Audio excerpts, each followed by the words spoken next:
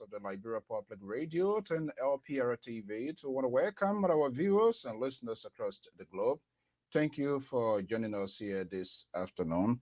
Hopefully my mic is all well. Please give me a thumbs up if my audio is perfect in that direction. We want to welcome our viewers and listeners across the globe. This time we're taking you into central Liberia. That's Bon County. Where is my man? What his name? Amos, and our man Connie.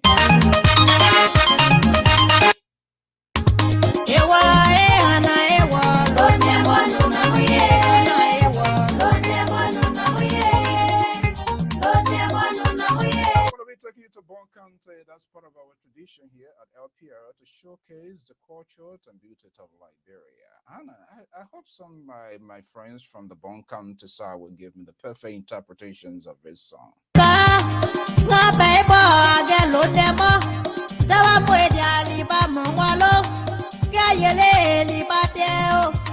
continue to allow these politicians to destroy the good cultures and the beauty of Liberia, right? So we will keep doing this until they can find common ground to understand that Liberia is a sovereign nation and we must be able to work together. All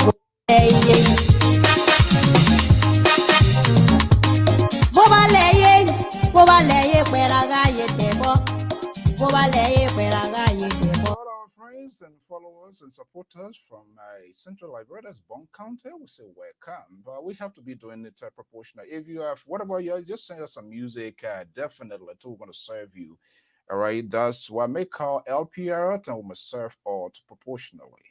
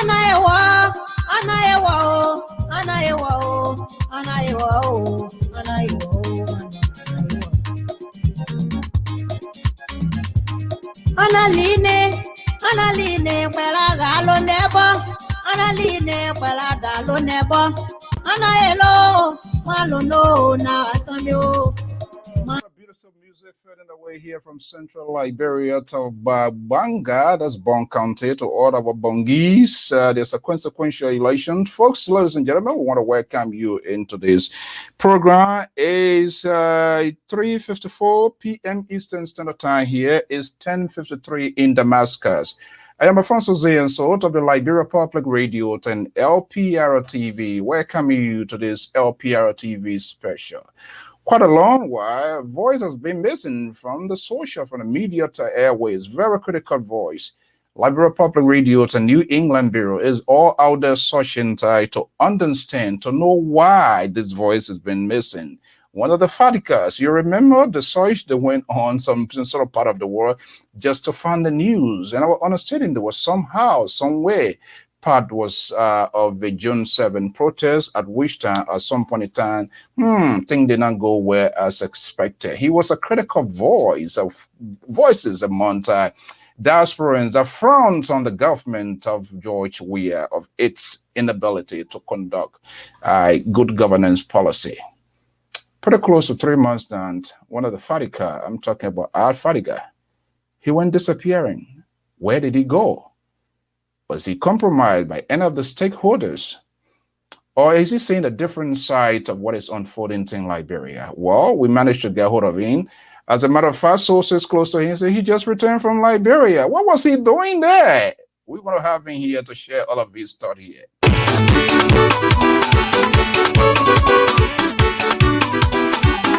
Let's get this program going. I'm Alfonso Ziensot of the Liberia Public Radio and Lpr-Tv. Happening right now.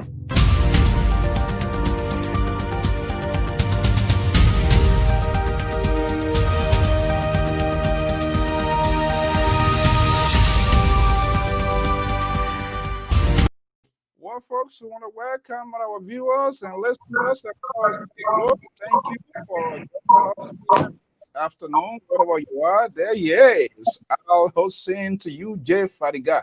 He's make all of the names office here this afternoon. How are you, man? Okay, my dear brother and friend, Mr. Fadiga, how are you? I'm doing great. I'm happy to be back.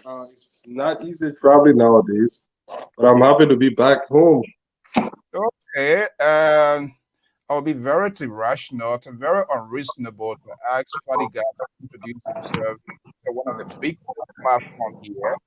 Your voice echo across the length and breadth, all over, and so it would be a waste of time for asking you to introduce yourself. I don't think that would be fair to you. I would do that for this respect. One time. Yeah, I'm here. I'm just watching you guys doing your thing. Sometimes I just turn it off. Sometimes I listen. Sometimes I just read and I just smile like there we go again. But there we go. I'm watching. There we go again. What's the interpretation for that? It's like this old African nation is like the same old story, different actors. All my lifetime. All wine in new bottle. Yeah. So sometimes you see it, you're like, there we go again. And the thing is, we just keep doing the same thing over and over and expect different results. I mean, every psychologist, every expert on these things have said it over and over that you can't keep doing the same thing, making the same mistakes, and think that you will get different result. We look around Africa, you look around the world, other countries that have managed to get it right, they decide to take a different path. They decide to do it differently. But Liberia, we came close, but then we just deviated from it again. And it seemed like we in the middle of. Are you part of that we? Yeah, I consider myself part of that we, but I think I'm more enlightened at this point. So until people can reach to that place of enlightenment, we will keep seeing these things. And I hope one of these days that will get like-minded people together to understand what is at stake in the best way to sincerely move that country forward. I don't like conspiracy theories, and this is why I like to get it strictly from the house's mouth. All news, and I'm not sure what I heard. And if you heard, it's my job to also have this conversation with you. Your summary, I was using my own interpretation to skip the conversation. Your summary disappearing on this side, on the media, on the airwaves. I don't want to make the point here for people. I'm not wrong. Hold on. There's some. Can you hold on 1 second? I have an ear bug. Let me get that ear bug. I think I will hear you better. Oh, yeah, that would be good. All right, folks. I'm Afonso Zian of the Liberia of Public Radio and Lpr-Tv. It's right here this evening here. Let me see here. Let me see here. While my guest is doing his own thing here, by you can also follow us live on our Facebook, our Twitter feed, LPR Messenger, the official website of the Liberia Public Radio, www.liberiapublicradio.com, and you will get all of our conversations right here on this network. I'm Afonso Z. New bumper sticker. Customize your car insurance. Afonso Z and so of the Liberia Public Radio and LPR TV. Stay tuned as soon as my guests come over. We're going to have this going here. Just bear with us here. We're going to get this. This one from my man Cameron. I'm quite sure he the one side the whole bond county thing here. Taking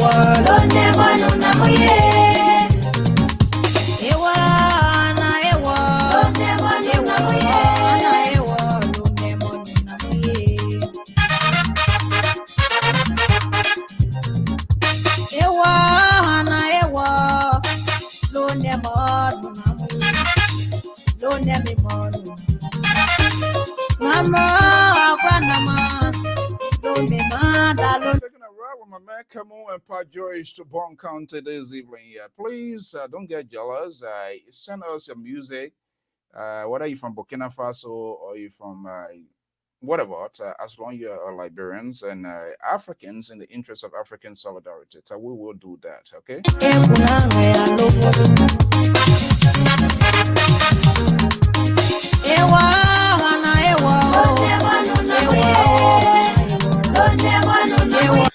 the said hearing, commissioners of the NEC expressed their commitment to adhering to the mandate. That was some of the happenings today in the West African state of Liberia. The group calling itself Collaborative Party came together. I want to welcome the men, please. Was a facade. But CPP has made several attempts to work with NEC to have the voter roll clean, but to no avail, as the NEC technicians failed to work with our technical representatives. This is also true for the Rainbow Alliance. They failed to provide us with a copy of the voter roll, which was to be cleaned and prevented our technicians from having access to areas which the cleaning process took place. On September 10, 2020, we wrote the Board of Commissioners of the NEC expressing our disappointment. Okay, that was today in the nation capital of Liberia, a major political gathering by a group calling itself Collaborative Party that constitutes 4 major political actors that all participated in the last presidential elections in the West African state of Liberia. My guest is here. Let's see here. Are you there? Yeah, I can hear you now. It's clear. Oh, okay, good. You know better. Was that deliberate or what?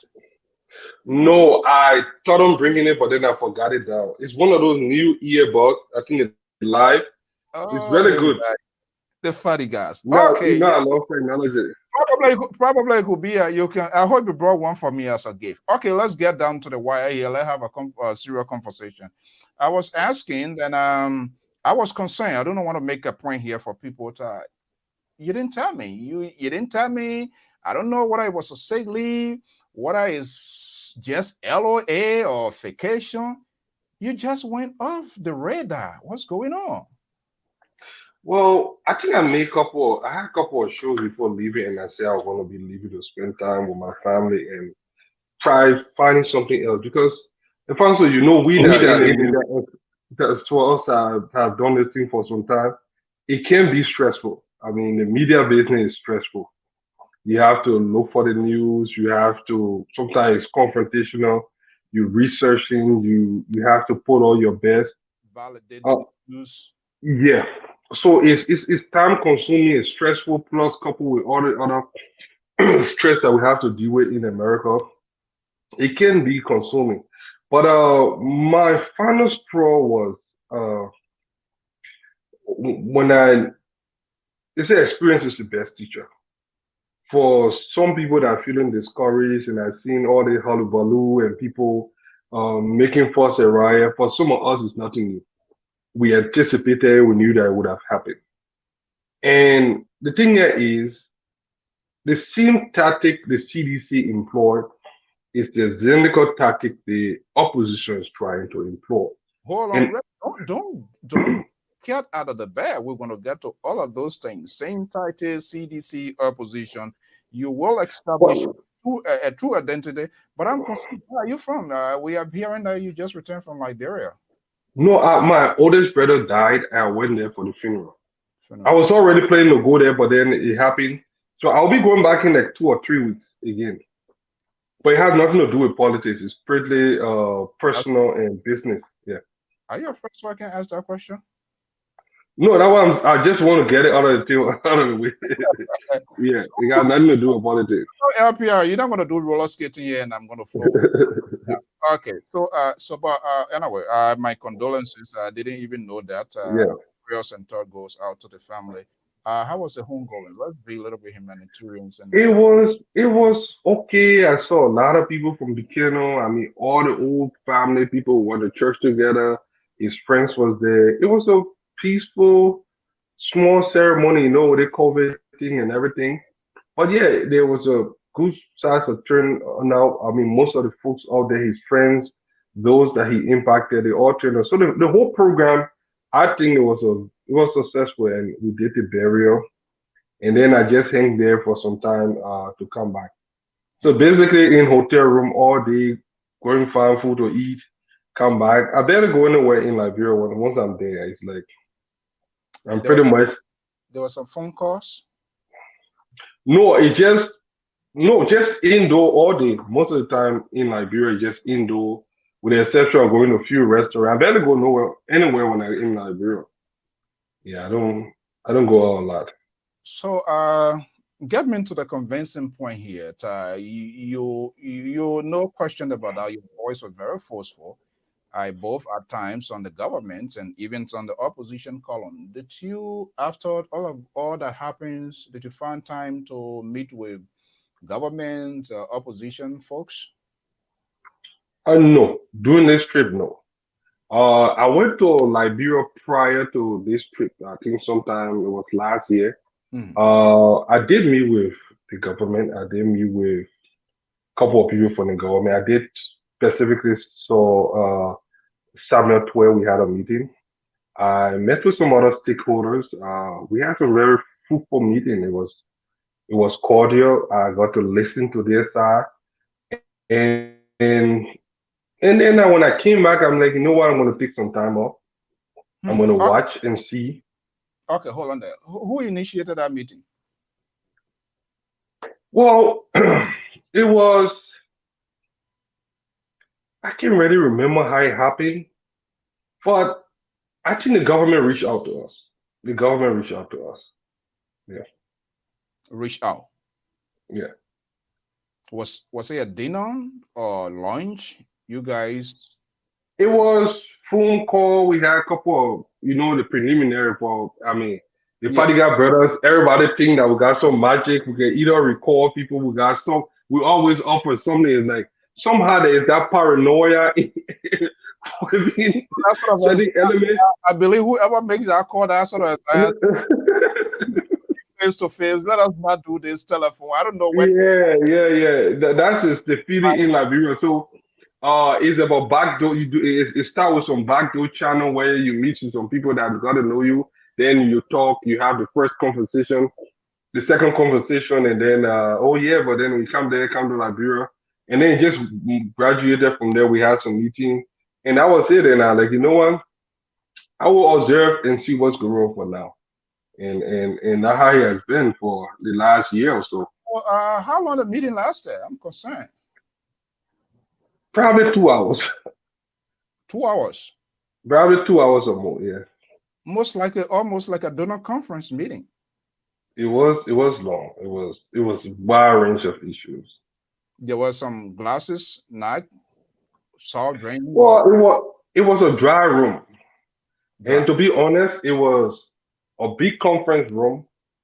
All our cell phones were taken away. They took your cell phone away? Oh yeah, all the cell phones taken away. A big conference room. Do you Hmm? see you were besieged or what? You expected that? I don't know. Liberia has changed since the Ellen Crocro and all those things. A lot has changed in Liberia with the way people Due to that little gentleman agreement that people had, that little common courtesy that people give to each other. You never know what to expect. So that was on. I've never felt offended because with the social media era and technology, with the name Fadiga and attached. then a new party got attached to it, you never know. People don't want some bombshell to come out and they're like, oh yeah, this is what we say in there, you know. So We told at least you. everybody was at ease, who can talk freely. Wow. So who accompanied you to that meeting? Well, it was me and my brother. The two Fadigas. Yeah. Wow. Was there a handshake after the meeting? Yeah, a handshake. Yeah, good. It was very cordial. I mean, it was very cordial. I guess it was a solidarity one. I won't say solidarity. It was just people understanding from both perspectives what's going on. Because sometimes I noticed something with, especially with politics, is Liberian politics. Sometimes when you are on the fence, you tend to see more. And when people perceive you as someone that have taken position, there is no gray area in the middle. So you either see things from the left or right. So most time we lose sight of that, understanding what coming from the other side. So it was an opportunity. It was educational. It was some teachable moment, but it was an opportunity to sit and actually see where they are coming from, and get to understand some of those things. 2 hours commensurate with almost like a Akosomo or a Abuja Accord. It was intense. I mean, with people, everybody highly opinionated, you know. I'm opinionated as well. So we all gave our perspective. We all sat down, things that we saw. I mean, it was good. It was a successful meeting. Yeah. And I got you right, was Minister Samuel Tuwe. I was with different other people, but yeah, I had one with Samuel Tuwe and a few other people. Minister McGee was involved? I met McGill. We only shook hands. We planned to meet, but it was just in time when the president was about to come to the United. It was around this time last year was about to come, so he was busy at that time. So we really didn't meet. Did you talk to the president? No, but he was aware that we're there because we're at the mansion when he passed. He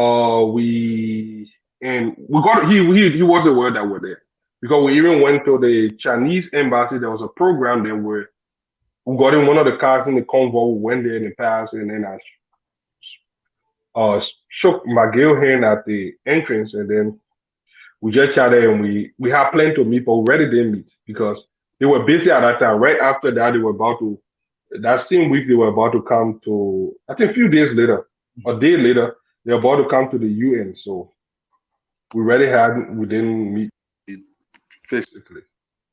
Is it fair to say that perhaps it was the president that initiated this meeting? Hey, you guys need to meet with the Fadigas. No matter what happens, what was released, how his voice has been. Do you think so that way? It could be. I don't know. It could be. But I know the president is pretty much aware of a lot of things that go on in the country there. He has, yeah. Besides, and Carrasco was aware that the first thing is I don't know what I said this on some couple of shows last year when we came back. They expected us to have come from the airport, but we didn't come from the airport. I came through Bo. Bo Warasa? Yeah. Why? I'm not hearing. Yeah, you got Can on you hear mute. me? Yeah, hearing you now. Yes, You I'm hearing sounding very low. Or I can hear me. you. You hearing me? Uh, I'm hearing but you. not my microphone. Hold on 1 second, okay? Just hold on 1 second. Yeah, I'm getting you now. I can hear you, but it's not coming through my Bluetooth. Let me cut it off and put it back on. Yeah, all right. So I've been messing with it. Let me, folks, just stay with me. I'm in an exclusive with one of the Fadigas. Let's see here. Let me bring him back. Are we okay now? Uh, Yes. I can hear you through the phone. It's okay. I'm not hearing you through the Bluetooth. I think some call came through Oh, and messed things up. But yeah, hold that's on, yeah. People keep calling me on this phone, so people. Just so it's insane. You see somebody, and even the person is not picking up. yeah, my phone keep going off. Hold on, let me Okay, just give me one more. okay. So, folks, just stay with us. I'm Afonso Ziensot of the Liberia Public Radio and Lpr-Tv. Let's go to Bangata, Bon County.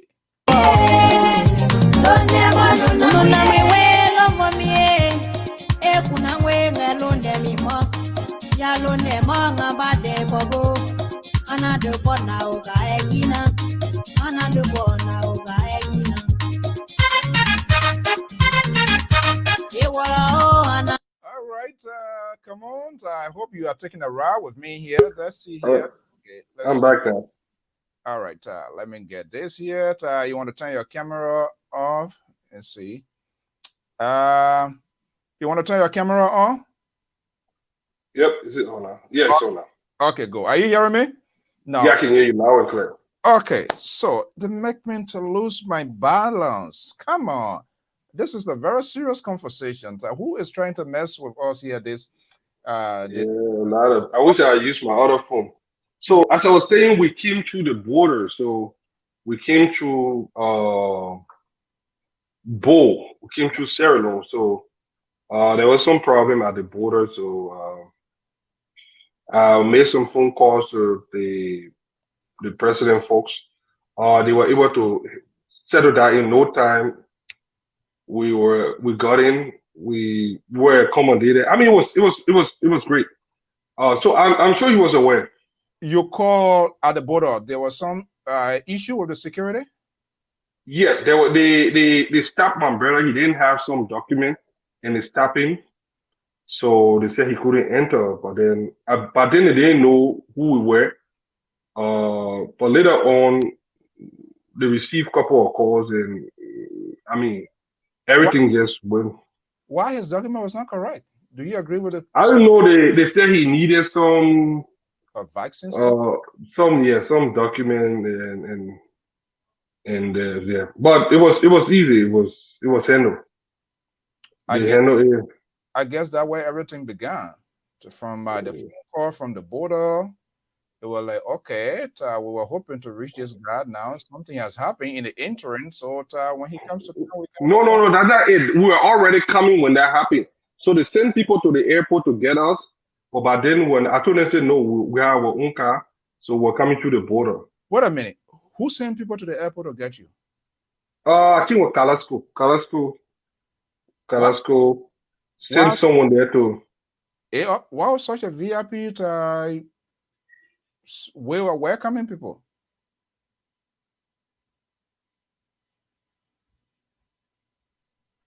I was I never really took it serious actually. I just like my man, so you're brought in this country to see I can stop us like that. He's like, oh my man, where are you? I said we're there. He said, all right, I'm sending someone to the airport right now. It was just something like that. Like, no, we're not at the airport. So he didn't know. Later on, he said, but where are you guys? I said, no, we at the border. So he said, oh, then because it was far from the city, I said, no, but we got car. We just in the city. But then it was smooth sense from there. Okay. Somebody out there will find it very difficult, and we're going to get to all of the part where you make up the government, opposition. I will know which position you take. But somebody is listening out there now. There are people that are sensitive.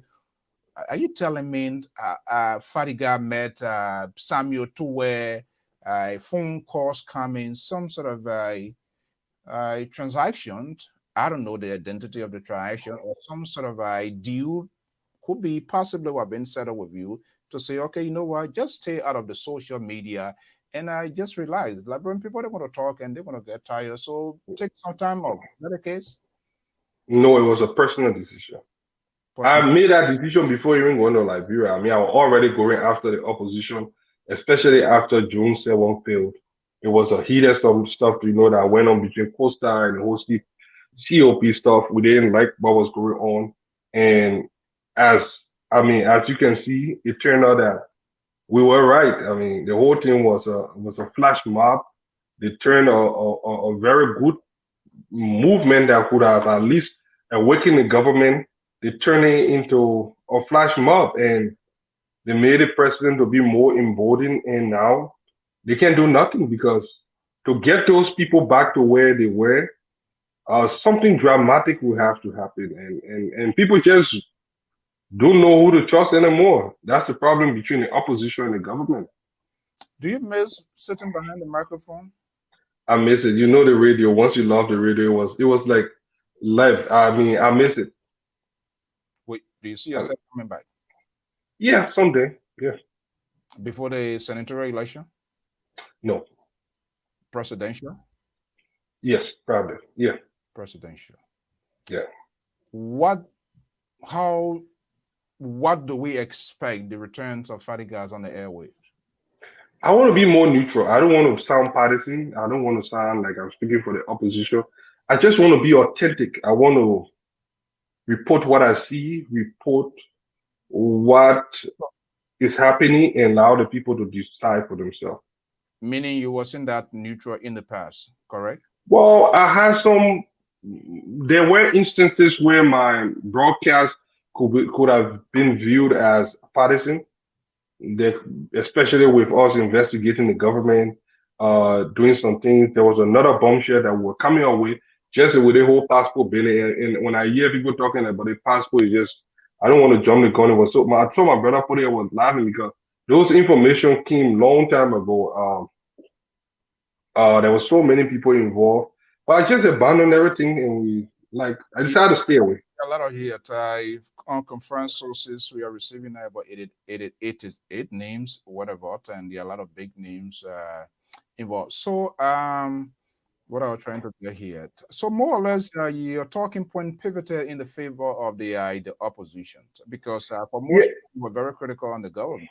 yeah. I mean, with Africa, that's how it goes. So most time there were instances, there were some investigation that could be interpreted as partisan lineage. Yeah, but I wanted to be more neutral, sharing the information where people will not perceive me at that point. I think I'll stay long out that I can brush that partisan sentiment from off me and get to the media business again. Do you think people gonna trust you, believe you in that? Well, those that follow me really believe in me. I still receive inbox message on a daily basis from those people. I mean, even for me, if you notice, I mean, most of my broadcasts, I don't come out and do a rumor or just or red light and come out with conspiracy theory. Most of what I've reported were facts. And even if they didn't agree with it on the at that moment, somewhere along the line will come out to be true. So I was not striving on rumor or hearsay or gossip or conspiracy theory. I go for the facts. If I can verify it, if it doesn't make sense, I won't say it. So most of what I said, I mean, so people will believe me. I mean, other people will have their own opinion, but I can control that. But I know for the most part, once you report the information and people can verify that the information is correct, what more can you do? There's nothing beyond the truth. Truth is true, lie is lie. True is true, Lila. Do you regret having that sort of close ties with the extreme voices or the opposition in getting some of the kitchen sink, the rare meat at the government, which some of us still expressing concern in terms of their tone, the language, it's not that convincing. Do you regret doing that? Can you repeat that question? I didn't get it.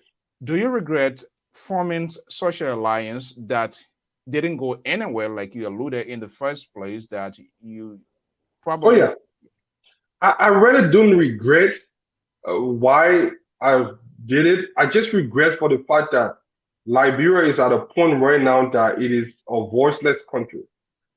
People that are just making noise around here, too much noise, unnecessary noise. I mean, if you want to do something, you need result. And I don't know whether people are measuring the different talk shows and things to see if they're having effect. Most of those effects are temporary. I mean, as far as what is going on the ground, it's not really changing anything on the ground. That's my own perspective. All the different people talking around here, it's not really changing. What will change things on the ground is when those people find out that there is nothing in the country is dry, they cannot eat. They will make that decision. All these things are just agitating few people that are already involved with the partisan politics. For the ordinary man that doesn't care about UP, LP, and this, that just going about in the village, nothing that they're already saying yet is moving them faster than they would naturally happen along the line. Who are So those, I think people who are those, who are those making noise around here? Am I part of that number? no, I mean, no, I don't see you as part of that. No, I mean, no people that no sensational or tabloid kind of media outlet like the Prophet Key, the entertainment like kind of people. I mean, even Costa, I think Costa is an entertainer too. He's more of an entertainer than a broadcast journalist. So most of these fiery talk show hosts, they kind of have a lot of audience. People that come to them for the entertainment. But as far as people already know these people, as far as what substance you can get from them, that command and control, it's not there. No, I agree with you on the part because this business, there are so many components and Oh sectors. yeah, Those who are in there will know you have the entertainers, you have the public relations aspect, and you have the realtor broadcasting, so where you make out get you distinguish the fact from the fiction. I'm not talking about Eugene Fagon type of fiction, but I mean, yeah, you yeah, read the news out there, and if Fatiga for any reason is against spend policy, there are skills yeah. involved that I can bring you to that talking point. If you are in my column, I'm not going to waste time coming on your network. I'm going to go where people are not getting that message. You knew all of that, so why in the first place you align yourself with such of a talking point? Well, the thing is, it was the sentiment at the time. Do I regret? No. I'm frustrated because we knew certain things that were happening. I knew what was going to happen, and people didn't listen. Liberian is there's something about power that blinds and deafens people. You don't hear, you don't see. There's something about that with people getting power and popularity and this whole social media thing. It's both. This is both with the government and the opposition. There's something that people just lose their mind and they become tone deaf to everything that goes on around them, and it's typical in Liberian slash African politics. And they don't listen until that last moment when all hell break loose and they're burning and coming down. That when they sit and say, "If I had known," because everything that is going to happen to this government, everything that happened within the COP, the CPP, we have already predicted. It is happening. It's nothing new. I mean, it's like 1 plus 1 is 2. Whatever the kind of politics that we started, the anything goes politics, the politics that just recycle bad people just because we have to do everything, say anything to get there, and when we get there, we change. It's what destroying the COP, the CPP, and all those different things. And they are no different. They are no different. So Okay, I just see. we don't hold on. We're going to catalog them stages by stages and see where we can find a point here. Let's digress here a little bit. You met with Minister Tuet and other folks, which is group. And I think people should sit down with people and get their side. Oh yeah, people should. People should. From the meeting, like I said, 2 hours, that's extensive. It's almost like a donor conference and people debating on issue. That meeting allows you to get different versions of the government. A little bit, yeah, a little bit. I got to understand where they are coming from. It was not enough. I think we would have done more. We kept talking. But But you to pay attention to say, okay, probably you guys would have done it a long time ago. yeah, and it's also made me to have to I'm finding the right word to scrutinize certain actors within the opposition. Why? It put certain key actors. Look, let me tell you something, Mr. Soul. Yeah, why the opposition? You are meeting with the government folks. No, what I gather is that we have double agents. The Liberian politics is very funny.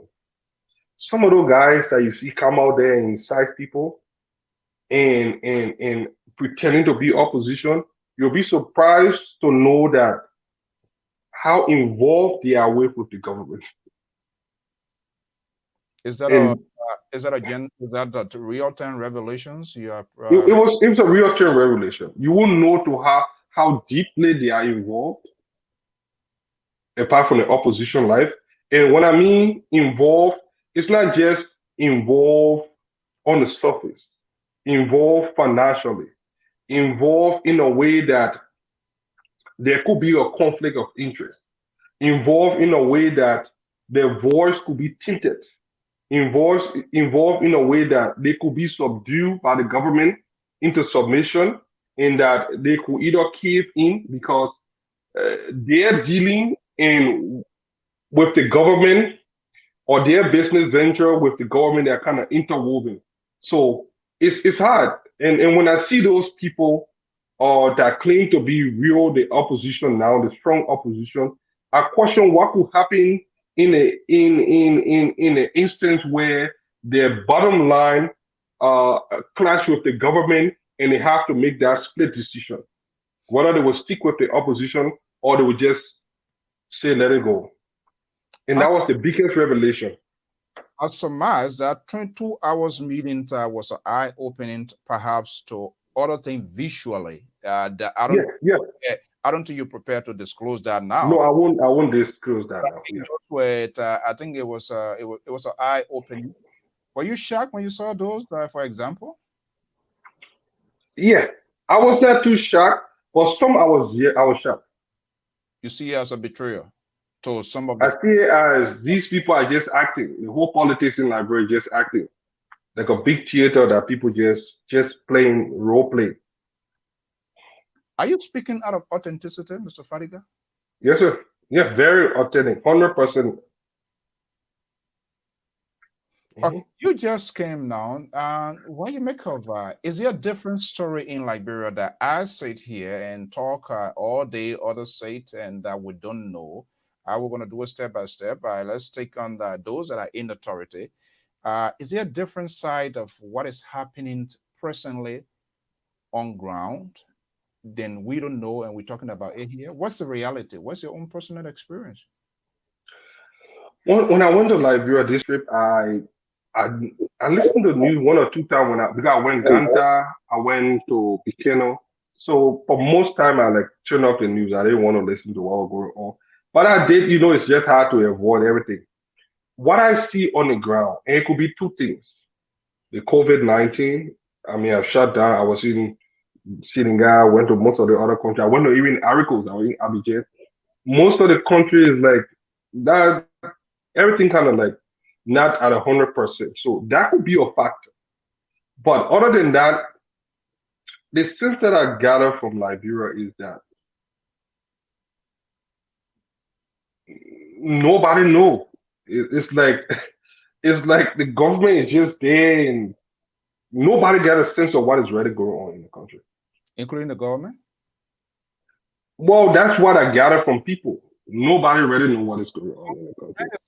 It seems to me like nobody is taking charge or nobody is holding someone accountable of certain things being done. That how it seems like. Yeah. And the reason it seemed that way for some of us that have seen the pillar, the alien, and a little bit of do and see how government in the past functioned. With this government, there's a little bit of this laissez-faire attitude. There's a little bit of getting it as we go. And it seems like they are still in that adjustment phase. You know, the first 90 days, 6 months, it seems like they are still understanding the different regimen and that coordination where that whole wheel start to real spin. I don't think they have it yet. It's still there are still some bumps in the way, and that coordination is not there yet. So there seems to be some confusion, even though some of my friends in government do not see it. And like I said, I don't think they will see it because right now a lot of them are tune deaf and they just don't can hear some of these things. Are they doing it on purpose or what? Or for political reasons? Some political, some just to be part of the number. I mean, because of fear of being ostracized, fear of retribution, fear of losing a job. So people just sit there and allow whatever will be.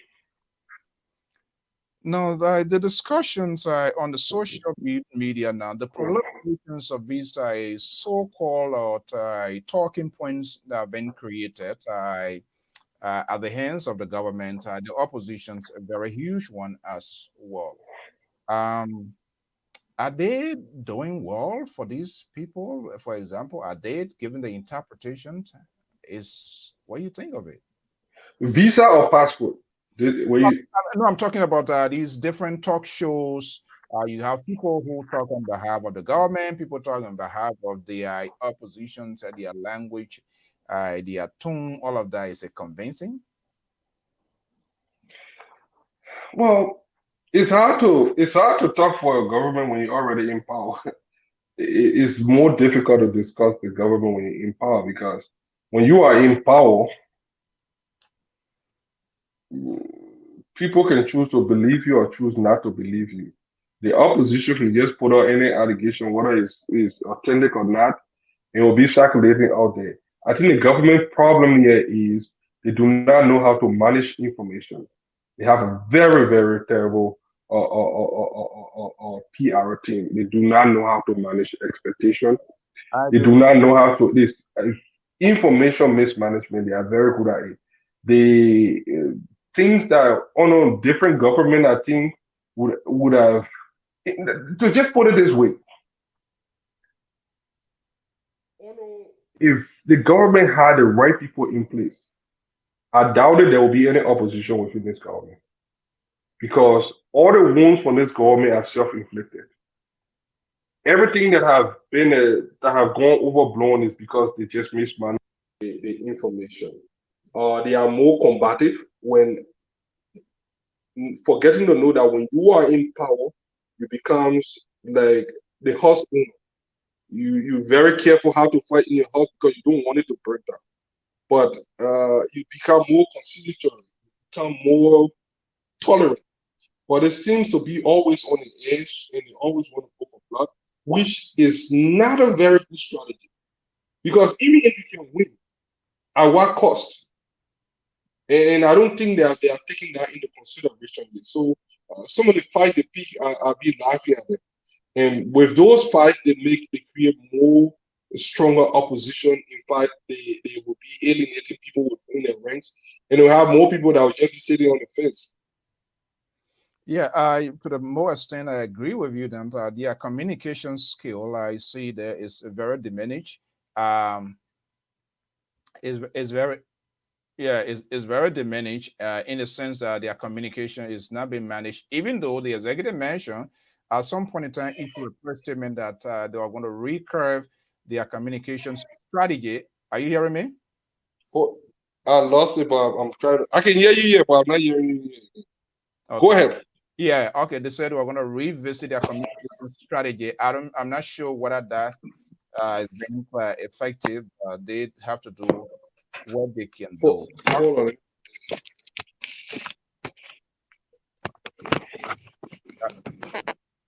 Are you everything okay now? Yeah. Okay. All right. Yeah. I feel free. These are some of the things. You're trying to justify the exclusion from the airway. Hold on, okay? Yeah. I just lost my earbud. Okay. Let me just move you, folks. That's a conversation. That's what we do here. We don't adjudicate people. We make sure that we bring them and have this civil conversation here. Let's see here. Is it okay now? Well, I can hear you. I can hear you too. Yeah. It's okay. Good. All right. Good. Thank you so much. Okay. So we're going to be having yeah, we're talking about the communications, the handling of communication by GOL. I see that very a problem. You should be the last to speak. You want to get to all of your sources, and then when you put it out there, you make sure it's right. Okay. Say Fadiga is returning now. Will you be able to talk about that, the alleged, the amazing 16 billion, 25 millions, and all of that? If you were to come back today, can you still go to that sort of talking point based on Yeah, your the 16 billion is still trending. And you know the weird thing? That was the weirdest thing that I ever thought of. And I didn't even believe I want to be talking it. And like I said about the government information mismanagement, at some point, people were not talking about that money. But do you know the strangest thing that I gathered? tell me? The whole conversation about that money was coming from the government. I was seeing government officials putting it out and telling people, you need to demand apology, you need to talk. I'm like, this is the worst thing. I don't know what kind of strategy is that, but I heard people associated with the government and you know, putting that information out. And I was shocked. I'm like, I don't care how much you want to convince people. The worst thing you can do for yourself is to be the one to carry your own bad news. Because people have already formed an opinion about around that 16 billion and what happened with the whole mop-up exercise. The best thing you can do is to convince them. If you have not convinced them yet, the best thing you can do is just keep quiet and hope that it will go away. But you do not be the one to start spreading no rumor thinking that you can convince 5 million people in Liberia that nothing went wrong with after we saw the Crow report, we saw the president technical economic management team and all those different reports. And we can sit down and read it and see there was some things that didn't make sense. And so, like I said, they came out again with that information, which I don't know what they were trying to achieve, but I thought that was just the dumbest thing ever. And still, then I don't think they were successful in convincing anybody again. So those that believe that $16 billion was embezzled still feel that way today. All right. We want to welcome our correspondent in Central Liberia, Bertintino, based in the city of Banga. Okay, I'm in conversation here. I'm Afonso Zienso of the Liberia Public Radio and Lpr-Tv. Conversation with Mr. Hussein Fadiga. I'm going to take a quick commercial break and you can get a glass of water and we'll be right back.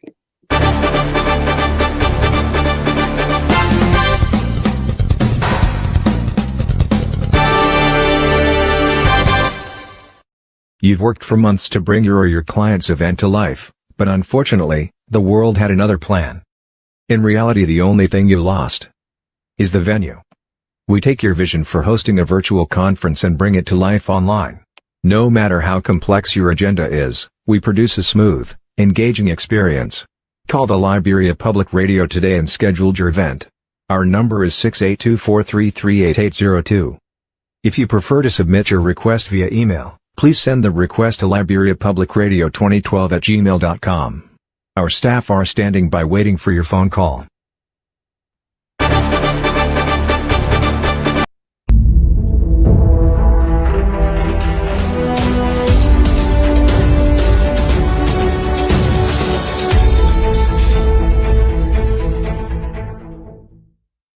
A life so beautifully lived deserves to be beautifully remembered.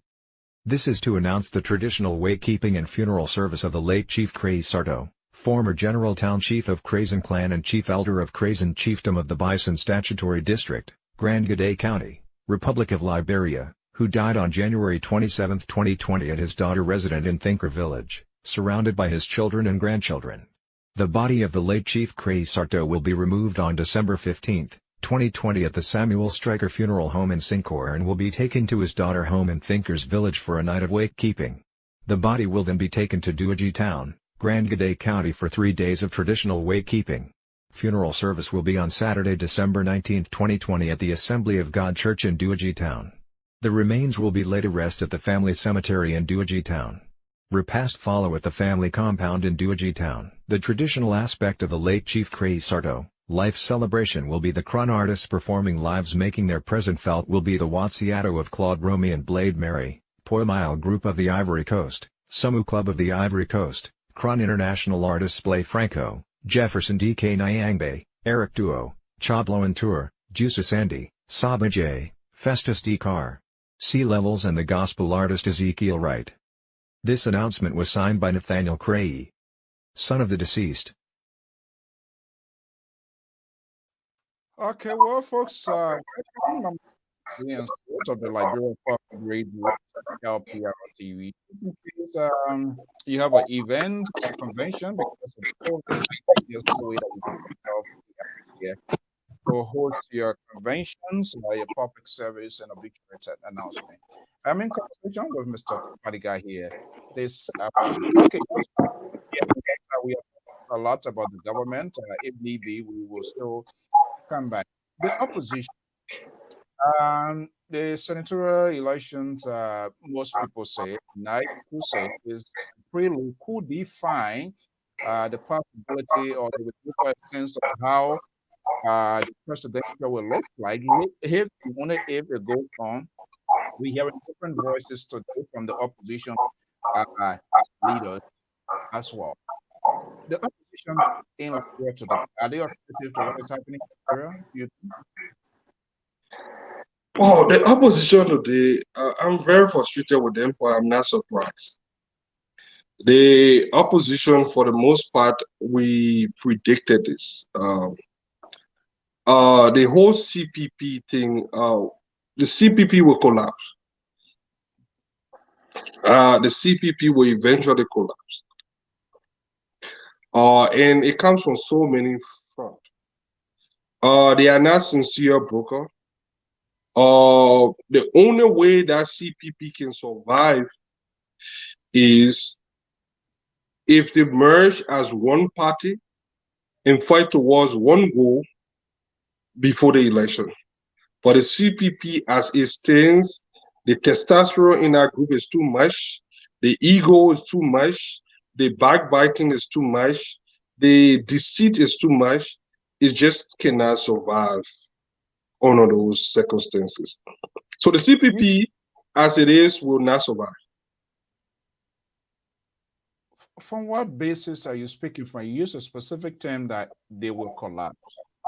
What is the empirical evidence or what you see surfacing that you come into that conclusion? The actors. And they have nothing binding, nothing. Who are the actors? Uri. We got Uri. We got the other guy. I've forgotten the other group. The Liberty Party. We have the ANC, the Unity Party, which is a very huge factor in this whole thing, whole mess. So looking at the people that the kind of people that you see coming together, there is no way that will survive because each one of them have their own low. They're keeping their low cut to the chest. They have not put everything on the table yet. So until they can merge as one, as it's still right now, there's nothing really binding. They have no reason to really be together beside having one common perceived enemy as President Weah or the government. That is the only bond that they have. The bond that they share is not about moving Liberia forward. It's not about changing the lives of the people. It's not grounded in anything. It's just grounded in one common enemy is getting rid of the CTC. So you need something more to hold people together. And something that is people-driven, something that is willing to change the way we do politics in Liberia, something that is willing to sacrifice that even an election.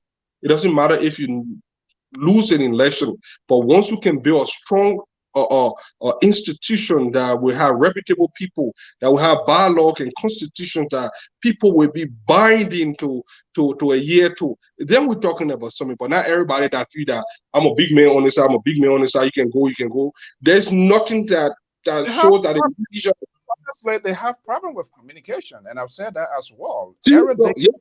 Every Dick and Tom within the CPP see he or herself as a big And actor, individual. voice, or as a power breaker, and that's a serious problem for them. And I don't know when they will realize that. The way Fadiga guy is talking to somebody out there, with, as you know this. Somebody there might already label you now. This is another paid agent that's over the surface here to come and demonize the CPP or whatever.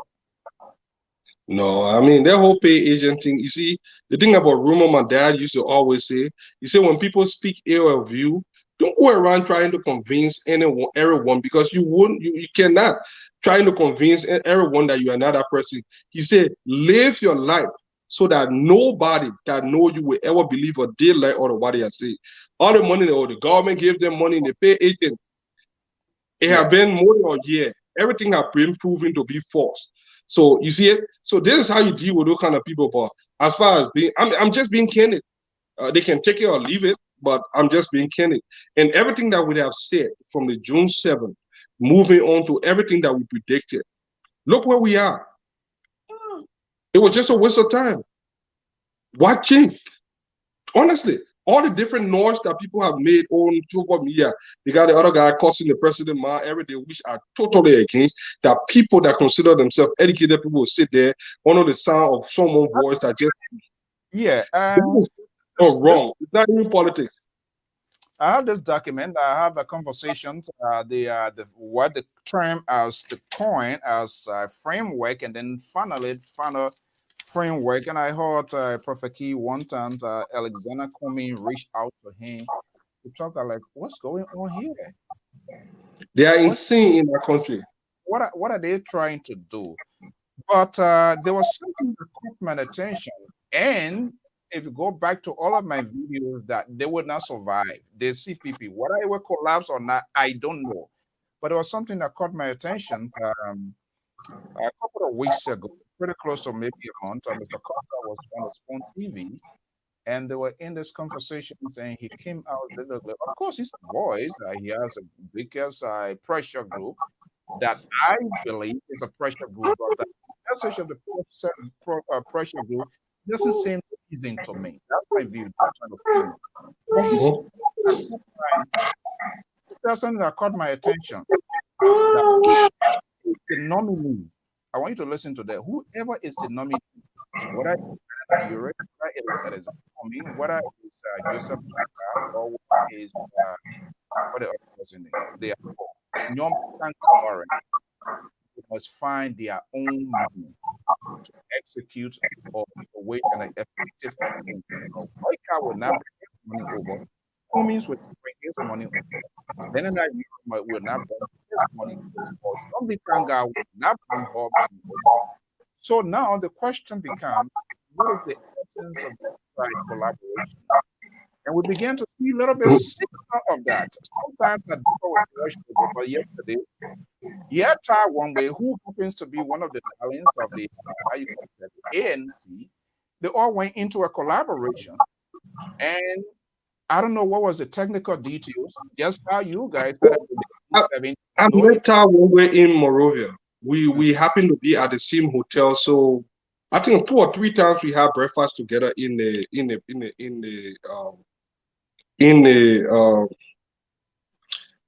restaurant, the restaurant in the hotel. And there 3 times we had breakfast there together. And he actually told me explain what happened, even though I didn't get to listen to the other side, beside what was on Front Page Africa. He told me exactly what happened from his point of view, and I listened to it.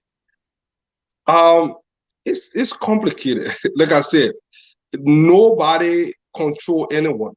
You cannot be in an organization that I don't know why they say bad sound. Is it being corrupted? Abraham and Mr. Keto, is the echo still there? Yeah, I'm not sure where the Is it echo. coming from me? Let me see. It's a echo coming from the host. Echo. Once the system is corrupted from the system is corrupted from the guest, then of course they transfer over to the host. Somebody please do me a favor, one of our viewers.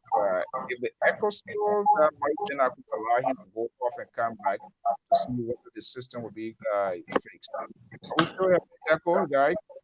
Yes, yeah. Jonathan. So, well, guy, let me get you off and see what I can come back on. Okay. Oh yeah. Let me come. Okay. Okay, well, folks, I'm a sponsor VSO of the Liberia Public Radio and Lpr-Tv. Hopefully, you are doing well. The host is, oh my God, you guys are driving nuts. I'm getting, okay, let me check my mic here as well. Okay, so we are working towards that. If it is okay, just let me know, and we will be able, we'll be able to do it. So, I guess it should be something now. So, just let me know if we are doing fine. I'm trying to do everything possible here. I guess it should be okay now. So, just give me some time. Let me know, give me some time to do it. Okay. Really? So, okay, let's see here. Let me just open the market. Let me take a quick break here, and I will be right back. Let's see what I can do.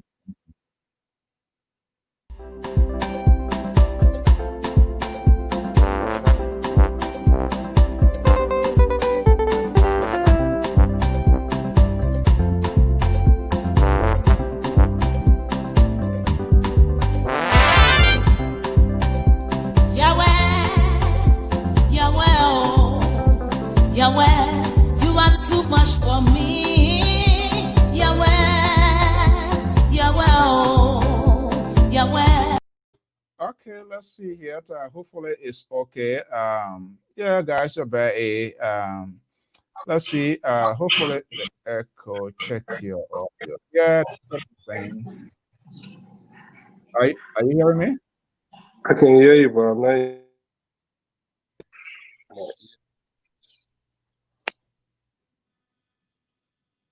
Okay, sorry, God. I'm not sure what is on your end. Everything looks fine here to me. Okay, the echo is coming from. So okay, so I don't know why. Can you hear me? Yeah, I'm getting you. Are you getting me via Bluetooth now? I'm not hearing you through my Bluetooth, but let me see if I can. Um,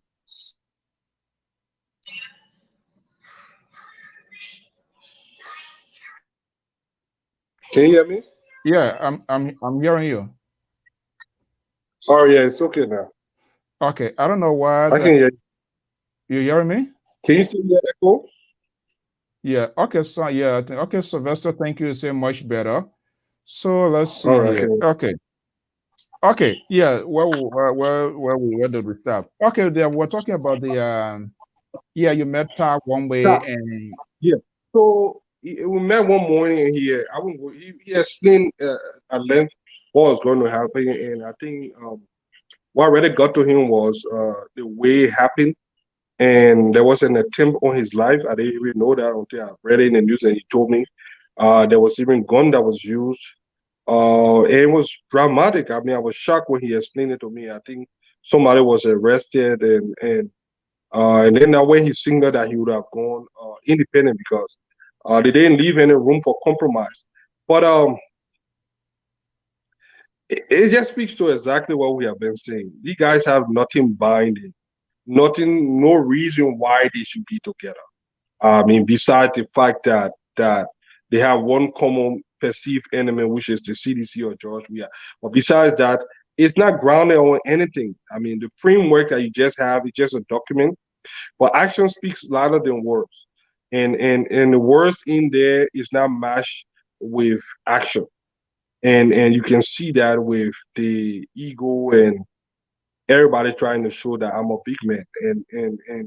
And I see a little bit of lawlessness within the group too. There are some people that just believe that they cannot listen to anybody. They can do whatever they want to do.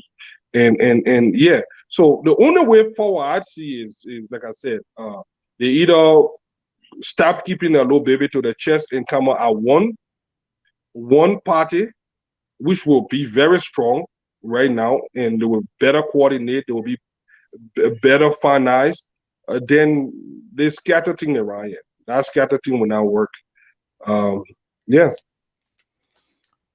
So, when you all started with this framework where they begin to proportion and divide cities, towns, county, okay, this other opposition take this, we take this time. That was the very first red line for me because It's greed. yeah, because you have democracy is proportional. But I see people here, I have interviewed a lot of people, even from the Unity Party, the former ambassador to Dorot in Maryland. He said he's going independent, and he told his tenor bearer to ambassador to Joseph Boyka, and Joseph Boyka is away. Yeah, he's still on the Unity Party ticket. He will be going. If Unity Party denies him, then he will turn to the independent column. So then where is the collaboration here? Yeah, we are one way. I haven't heard what given a definitive position. I'm still looking out there to see nothing. And nobody has come out to even condemn that. So it makes me to wonder, what was the technical arrangement? What terms and conditions, first of all, set forth to say, hey, we are going into this collaboration. Whatever happens, it should be it, or there must be a provision where they can come to a understanding.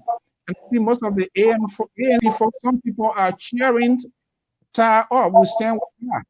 And you have your president, I listened to Lobo last night. I don't agree with him some of the things, but last night he was quite correct. You can be an ANC president said that you love Elgana Collins, a member of your party who was defeated by another column of opposition, Liberty Party, Edith Gonglo, and you say you're still standing with her. So what the confusion is that? The ANC is a lost cause. For those people, they haven't seen frustration yet. Those people will be frustrated, and they will just fade away. Look, there are so many good that can come from the diaspora. But I've never seen a bunch of people that are so arrogant, come up with that air of elitism, that think they know it all, and they are just plain arrogant and rude. These people, because of their action and indiscipline and corrupt mindset, have created a bunch of things that we have never seen before. The whole phenomenon that we are seeing on social media and all the different people. Are you part of that? You all were. I don't. What's your political identity? Do you have one or not? No, right now I'm independent. I do not have I do not care about none of them. Prior to being independent. Prior to being independent, I was never part of. The only party that I truly joined because I felt that it would have made some change at that time was the ALP. And I quickly took myself away from there. Let me tell you, Alfonso, one of the things about Liberian politics is that if you're not mindful, your bad association will tarnish your good reputation in Liberian politics. Because if you're looking for a sense, you will not find it. People will easily, and what they do here is they want everybody to have that bad name. So they will do everything to contaminate you. I don't care how good you are. They will, if they can find something tangible that you have done or haven't done, they will associate you with some bad character. So supporting individual in Liberia is just risky because the only person that I believe that I can trust right now in Liberia is myself, politically. I don't trust none of them. So except when I'm not running for office. So the best thing you can do is to either stay neutral or just take the risk and join someone. And when that person screw up, they just blame you for it. But Liberia is so polluted at the point that you won't even find someone so easily that you can voice for, because they will let you down. They will say all the right things. You will be convinced at that point, but they will let you down. So what I've come to believe is that I will support you because I support certain cause. But if you screw up, it's on you. I have done my part. And one of the things I say is just be quick to denounce it and admit your fault, because it's so hard. It's so difficult. They are all shady. Look at Cummings. One of the greatest mistakes Cummings made was he's too afraid. Sometimes it's more risky not to take risks. Cummings refused to take risks, and it has led him to this point, and it want to be downhill from here. Except when some miracle happened, Cummings got zero chance of winning any presidency in Liberia right now. I can tell you that. When you say he's afraid of what, or afraid of whom? He afraid. Let me tell you one of the good things that Cummings had on his side. I was against Cummings because we all wanted Boyka to have won at that time. For Cummings came 5th place. His numbers may not have been up there, but Cummings started something that we have not seen before. There was a movement, and that movement was heavily supported by women. Women in Liberia are dedicated voters. Of all the voters in Liberia, women are consistent, they are dedicated. We saw how they deliver early when it came out, when mothers go on the street. We saw even with the peace process and all the things. Women can be very, very supportive. Cummings then, when he refused to endorse Boyka, should have started a movement right in there. But instead, he didn't believe, he didn't have that confidence that he could have done it on his own. The CDC started, he should have started a grassroots movement from there and allow other people to come to join him. That way, he would have been speaking from a position of strength. But what he did was, he decided to go with the traditional Liberian way, which politicians in Liberia are so lazy to adapt new things and try new things. He decided to go with the, oh yeah, we collaborate merge. So in the process, a party like the Unity Party that was already dead, Unity Party was dead. Let me tell you something, you look at Liberia political history.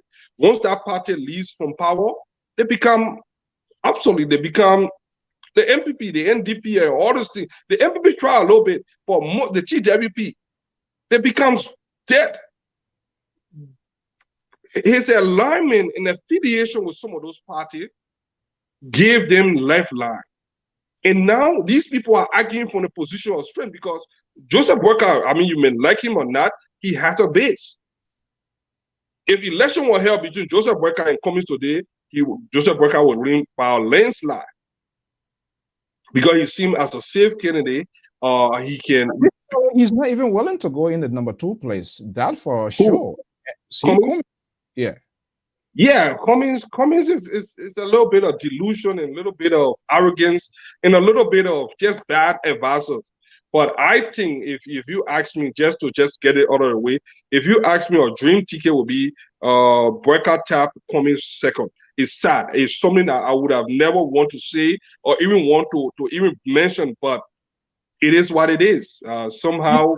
He settled down for that because his goal said to be the president of the Republic of Liberia, and he's younger. He's younger.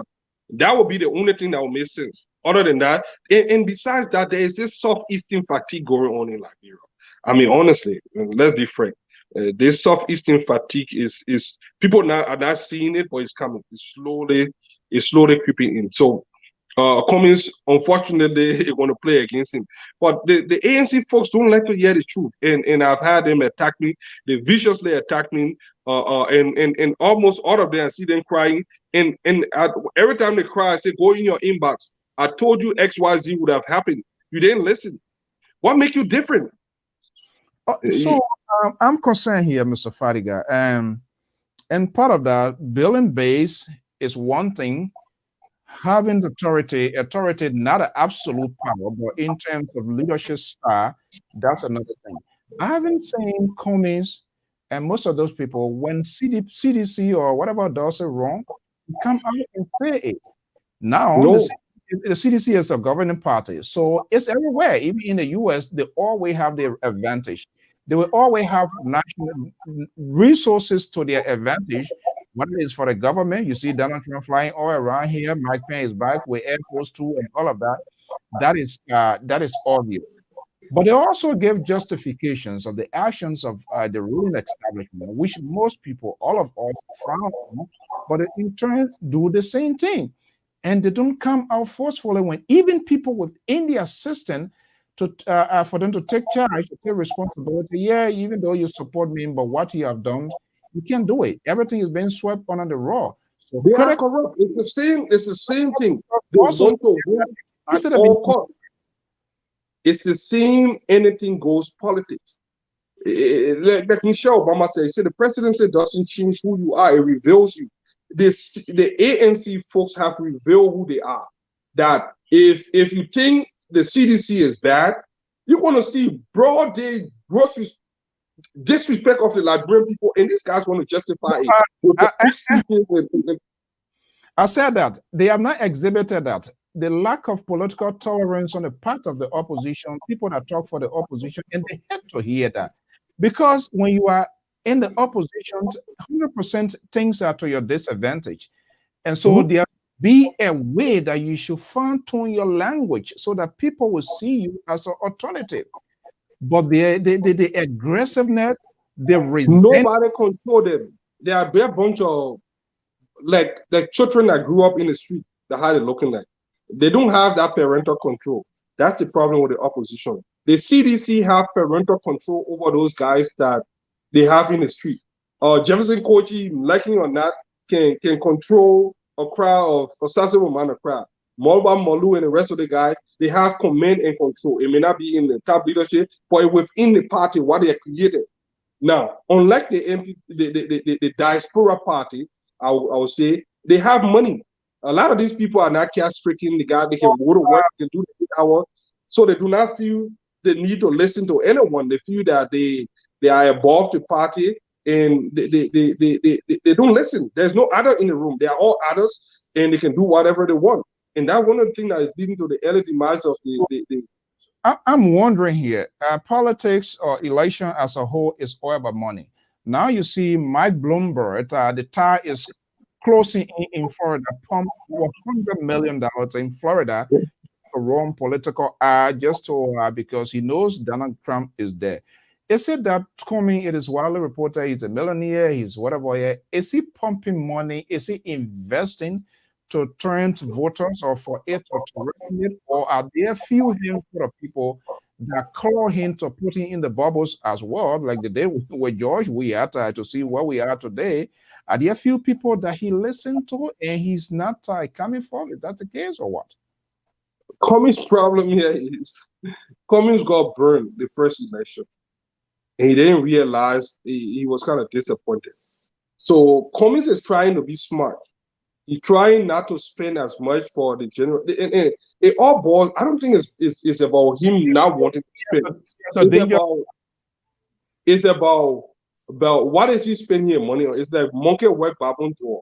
You got Europe on the other hand that got some money. You got other people there that should have some money, and he don't not want to be the one that's spending for something that did not to show up. That is why it was very important for him to have built his own movement. That way, a movement can support itself, even if he uses his own finance. You see, so that's one of the problem with Comey. They do not have one body. They are not speaking in one tone. There is that kind of distrust, skepticism among them. So nobody want to go in with it all. Everybody kind of keeping their low cut to the shoulder, and that is terrible for the CPP. So Comey now in a position that he has some money to spend, but whether he wants to spend it to make a Europe president or whether he wants to spend it to make Burkhardt president, he wants that money spent so he can be president. And how can he do it when he's in a group of people that could one day kick him out? Because eventually, when they go to a convention, mark my word, Comey's going to be defeated. And once Comey gets defeated, he's going to take the same trend that you see Kyle one way taking. He's going to find his own run as independent. Or he's just going to lay low. So we should expect to see that too. Sylvester said the richest man in Liberia is Ure. Of course, Ure get good capital. He has some money. But here is my personal take, and I've said that in the past. Ure knows that he cannot be president, that he cannot win. When he goes into election, he cannot win.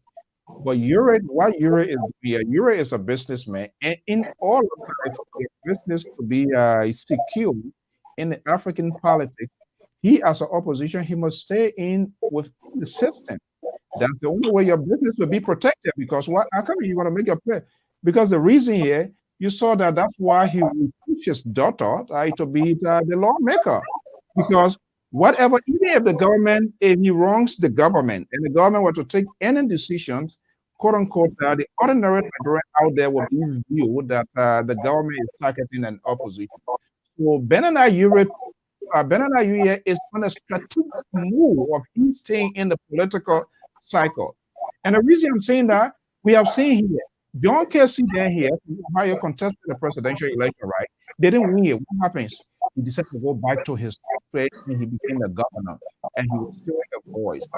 So why, if these people believe if something is not happening in the law, in the upper, lower, and bigger house of government, why they can't contest for some of these positions so that they can help to affect? They are not far-sighted. They think they don't one. They don't respect that building.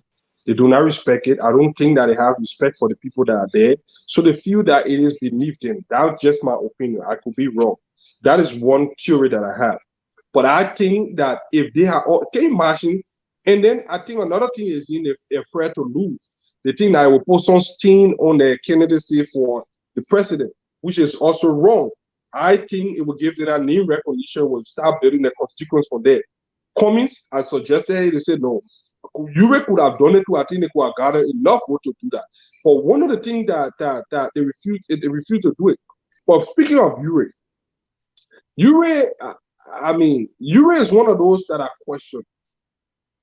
One of those in the opposition that his opposition, his advocacy is tied into his belly, his assets, his business dealings.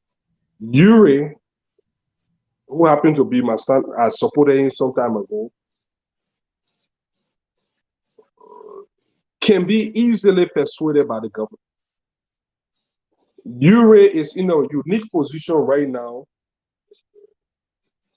to forego the whole CPP to save his bottom line when that time comes or when push comes to shove. So I see a bunch of people that beg the question, what's in it for me? Why are they there? Why are they opposition?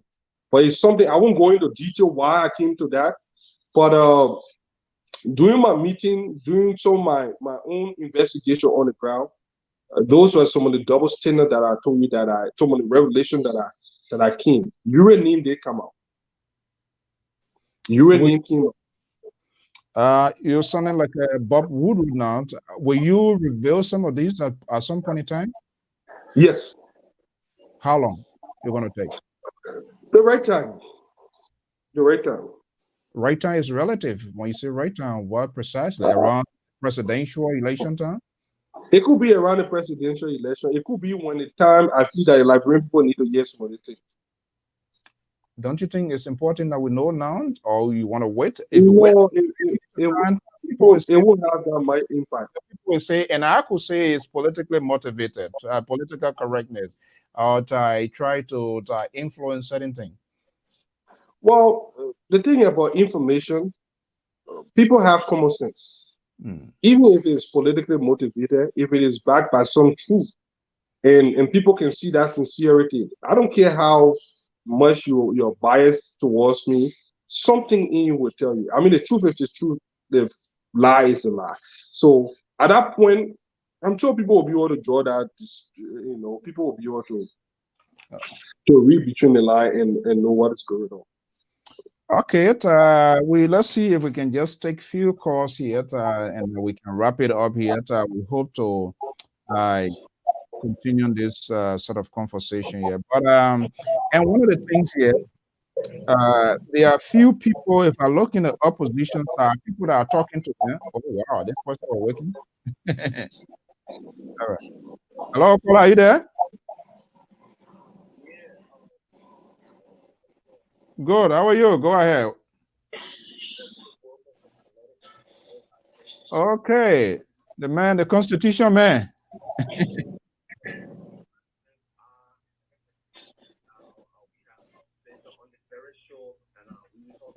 I can hear you now.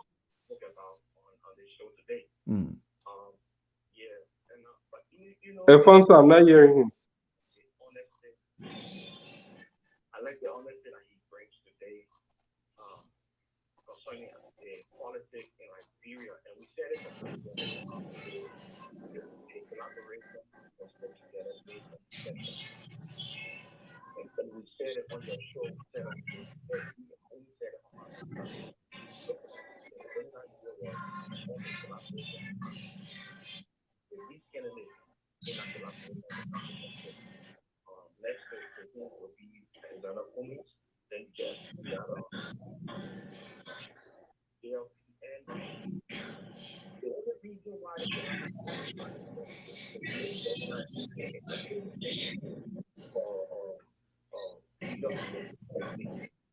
and Kendrick Costa brought it together, and we knew if they not Europe full collaboration when they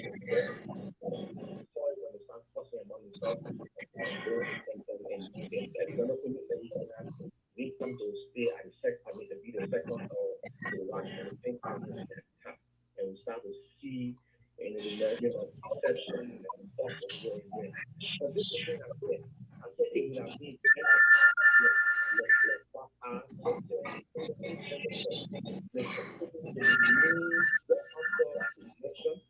we need within a party and try to mobilize the grassroots political party and what with his hypnosis of putting America because the financial people get with hypnosis of putting it will create that kind of strength that will prepare him maybe for 20, let's say maybe two elections to come in Liberia. It will prepare me or prepare the ADC to be that party that will be a real alternative political party. But he didn't do it. He started working so the beginning of Nigeria, and opening said it's kind of the opportunity to and this is what I think here. We are getting it. We putting more things to the fight where the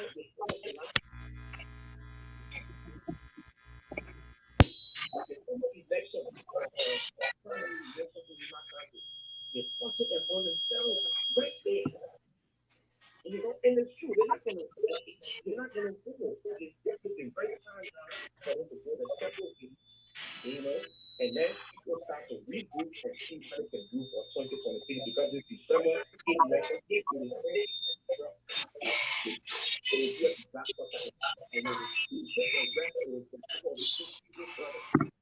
this is the best time for them to separate.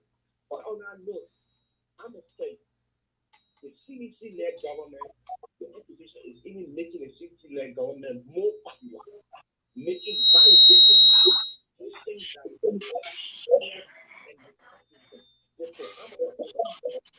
and I support the government, I support the president.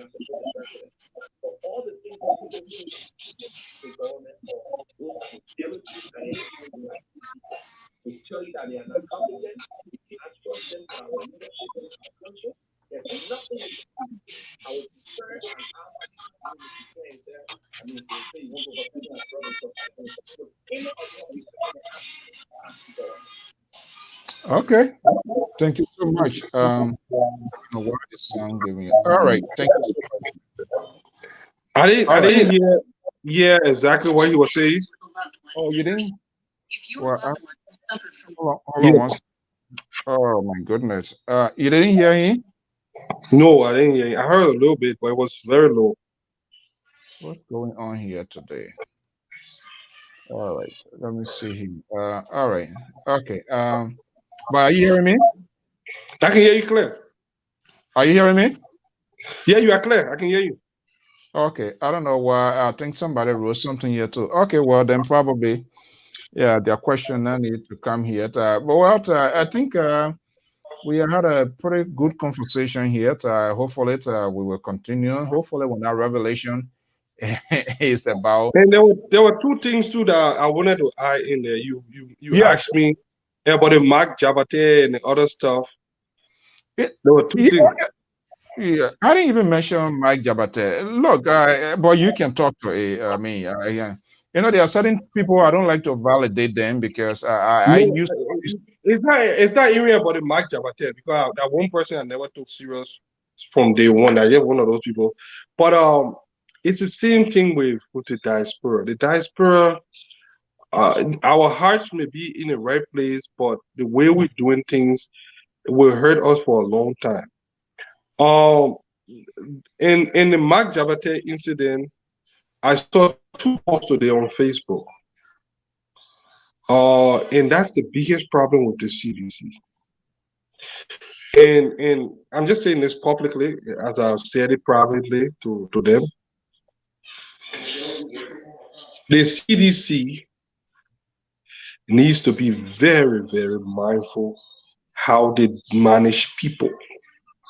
One of the hallmark of having a responsible political party, and if you want people to trust you, your word should be your bond, no matter how little that person is. If you want to woo people to your side, you do not bring people to your table and make fool out of them. For some of us that, I mean, people that been around this thing for long and know how best that is something. For those people that quit to just get on podium and be spokesmen and start going about and making fool out of themselves, the CDC have proven that they can destroy anybody. They can tint your voice. They can make you irrelevant, make mockery out of you. And the reason I'm saying that they need to be very mindful, I mean, I'm feeling that's my own advice to them, is that they don't need those people. The time will come when they will rather need people. When you are in power, you cannot burn all your bridges so early, because that time will come when they will actually need people, because the whole world is shut down right now. The global economy is at a standstill. Liberia going to be affected. The country is hard. I was just there. Liberia is very, very hard. For the first time in my lifetime that I've been to Liberia and see the women. You know that the country is hard for the women. Even during the war, women always had it better than us men. They were the breadwinner. Even some of us young at that time were hustling those girls. They were always had something from the ECMO days and something. Liberian women have always looked good. They have always looked well cared for. What are you calling, the different names they have for them? But for the first time I went to Liberia, I saw those children trying to do something, and I could see real hard time in that country. The country is difficult. Part of it is the global economy. Part of it is some of the things that are going on the ground. But things are going to get worse. Liberia is no exception. Everywhere going to get tense before it gets better. Moving on all by 2021, 2022, 2023, the world going to be very, very tough. With all the billions of dollars the Americans are printing to put in the economy, and I think we're already in a recession now, it's going to get tough. So the time will come when you will actually need people now. So all those bridges that they are breaking and all those different things that agreement that they are reneging on will come back to haunt them, because even people from within will turn on them. And that is something that I foresee with the CDC. They need to be very, very mindful when you are in power. Ellen was very good at that. Ellen was very good at, look, you should, when you are a ruling party, you should be able to negotiate. If your party can do it, you need to find outside people that are not even in the something to be able to negotiate on your behalf. That way they have no bill. So people that will bring people together. But if you think that you got so much strength that you can fight everybody, you'll be fighting some little rats, and those rats will be beating you because I don't care how big you are as an elephant. There are certain fight, even if you win, it will not even show that you win, because what are you fighting? If you have more power and you overuse your power, I don't care. It's like an elephant fighting a little puppy, and using all your might and breaking all the tree. At the end of the day, it's still an elephant fighting a puppy. You will win still, man. An elephant, you have more power. So they have not mastered this art of negotiation. They have not mastered the art of bringing people together. sincerely. They have not mastered the art of incorporating other people within the CDC. And if they continue to run this thing as a CDC country, and it's continue to run this country as if to say it's this low piece of giant corporation that they are funded, and every children that was part of the family are taking part of it, pretty soon there won't be nothing in that country life. And the children will start turning on each other. Those people that will need to fill in that gap, they won't listen. And I've seen it happen. I've never seen a group of people that are trying so hard to fill. There is a reason. They have everything within their power to succeed, but I see them doing everything to fill. And the sad thing here is, some of my friends, you talk to them, they look. I was shocked. In Monrovia doing this, I was at the Bella Casa. I was at Royal for 2 or 3 nights, and then it was just the name, I didn't like it. I moved to Amin place, the guy now that is the head of the unit, Mozart place. Unity Party. Apparently, that place is viewed now as the opposition stronghold. You'll be surprised that some of my friends in government, people will not even come to that hotel. They will not come to that. They'll not come to that hotel, because if you walk into Amin Moza or Bella Casa, you have seen me either going there to collaborate or going there. And I've had people that told me, say, my man, I'm not coming to that place. That is how tense and how divided the country is. I'm like, I look at these small things. It may seem small, people not paying attention to it, but these things build up.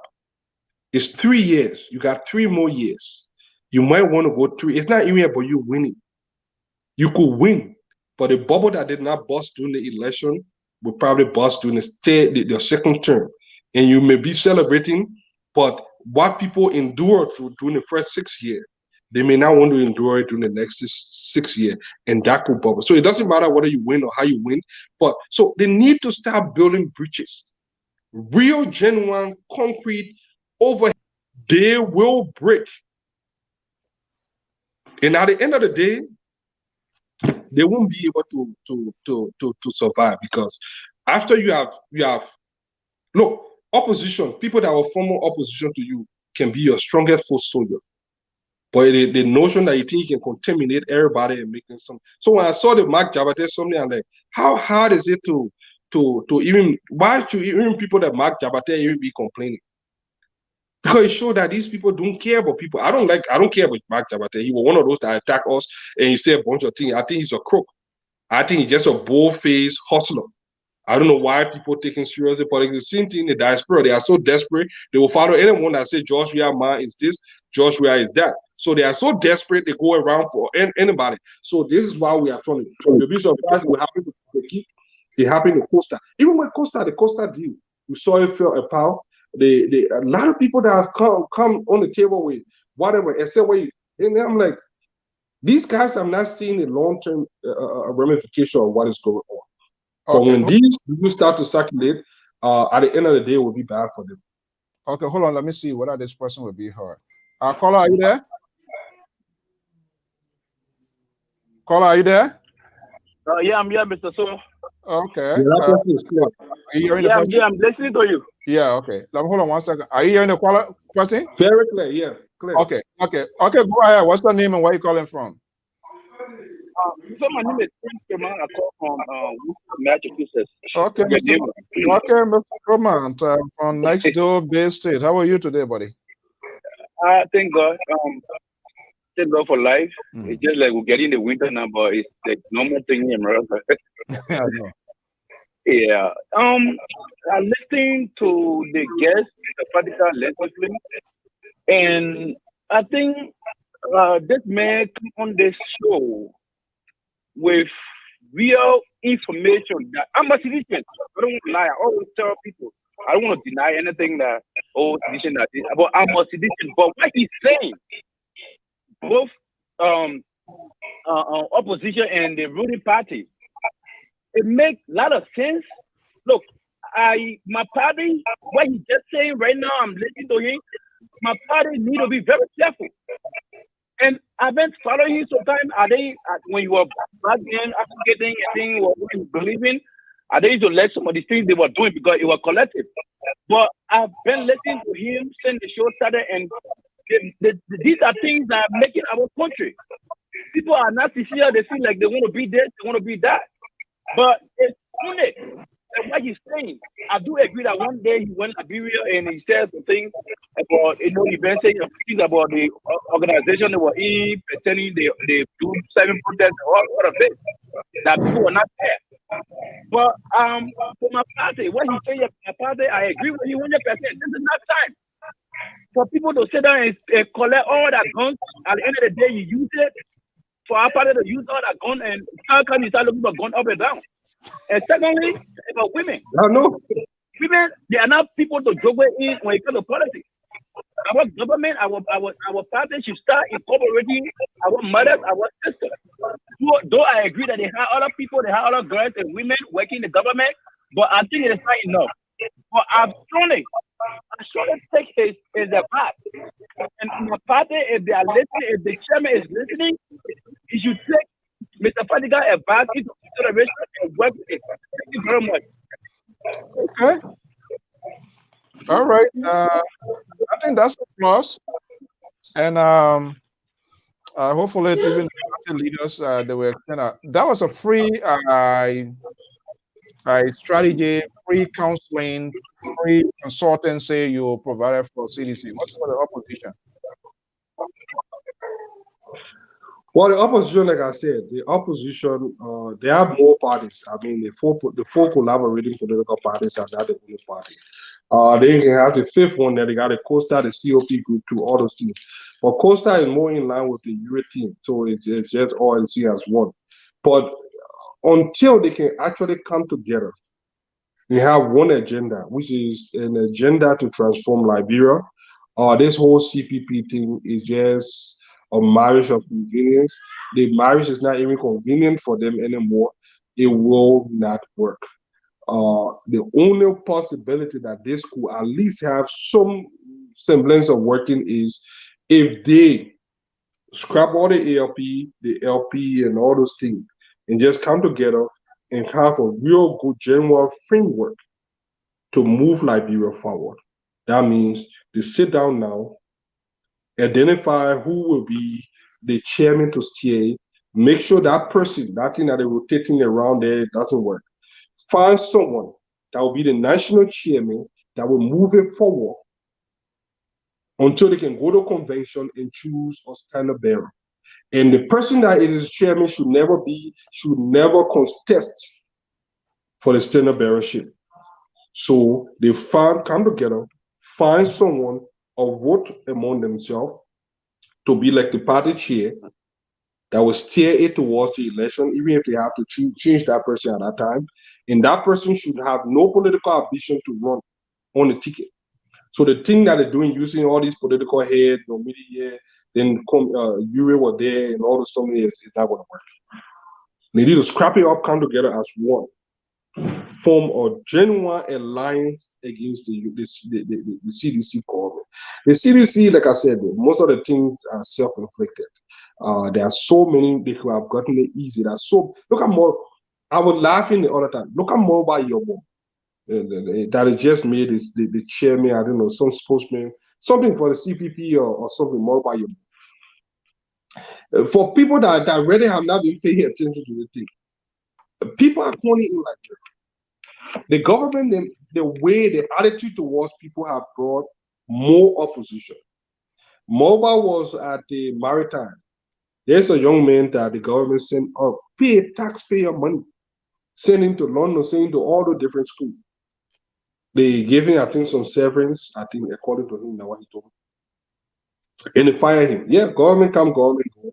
He was opposition, even though he was with CDC. He moved. But he has a business, his store, his bar in somewhere in the city there. But I noticed over the last 2-3 years, his tune has always been measured. With the essence of 1 or 2 times police went there, they beat people at his shop, people vandalized his place. But in his eye, And based on what my own observation, he was always seen as former enemy combatant. Don't do business with him, or make sure he goes down. And I see him being this person. I see him coming from this person that was afraid to express his opinion, afraid to say much, to being quiet for 1, 2, 3 years. I'm like, oh. So all the guys didn't left us anything. So now he's boom, chairman, one voice. Moluba Yobo could have been with the CDC or at least been one of the quiet voices. Like I said, these guys do not know how to manage information. They do not know how to bring people together. What they have right now, Liberia is not CDC. The partisan within the CDC is not only Liberia. There are more other political parties. The Liberia is divided. So you cannot say this is just a CDC country that you have to identify with the political party called CDC to be recognized as anything relevant in the country. That would not work. People can still be relevant within their own comfort and still support something about the CDC. How do you make those people and have less people antagonizing you? They have not found that niche yet. So they keep building up. And the last group of people that will be building up, those are the people that will form within. And when you talk with people, based on who you talk, people have their own opinion. And then I saw Moluba Yobo, I started to laugh because I saw that young man went from advocating for Joseph Boyka to remaining quiet. And I knew why he was remaining quiet.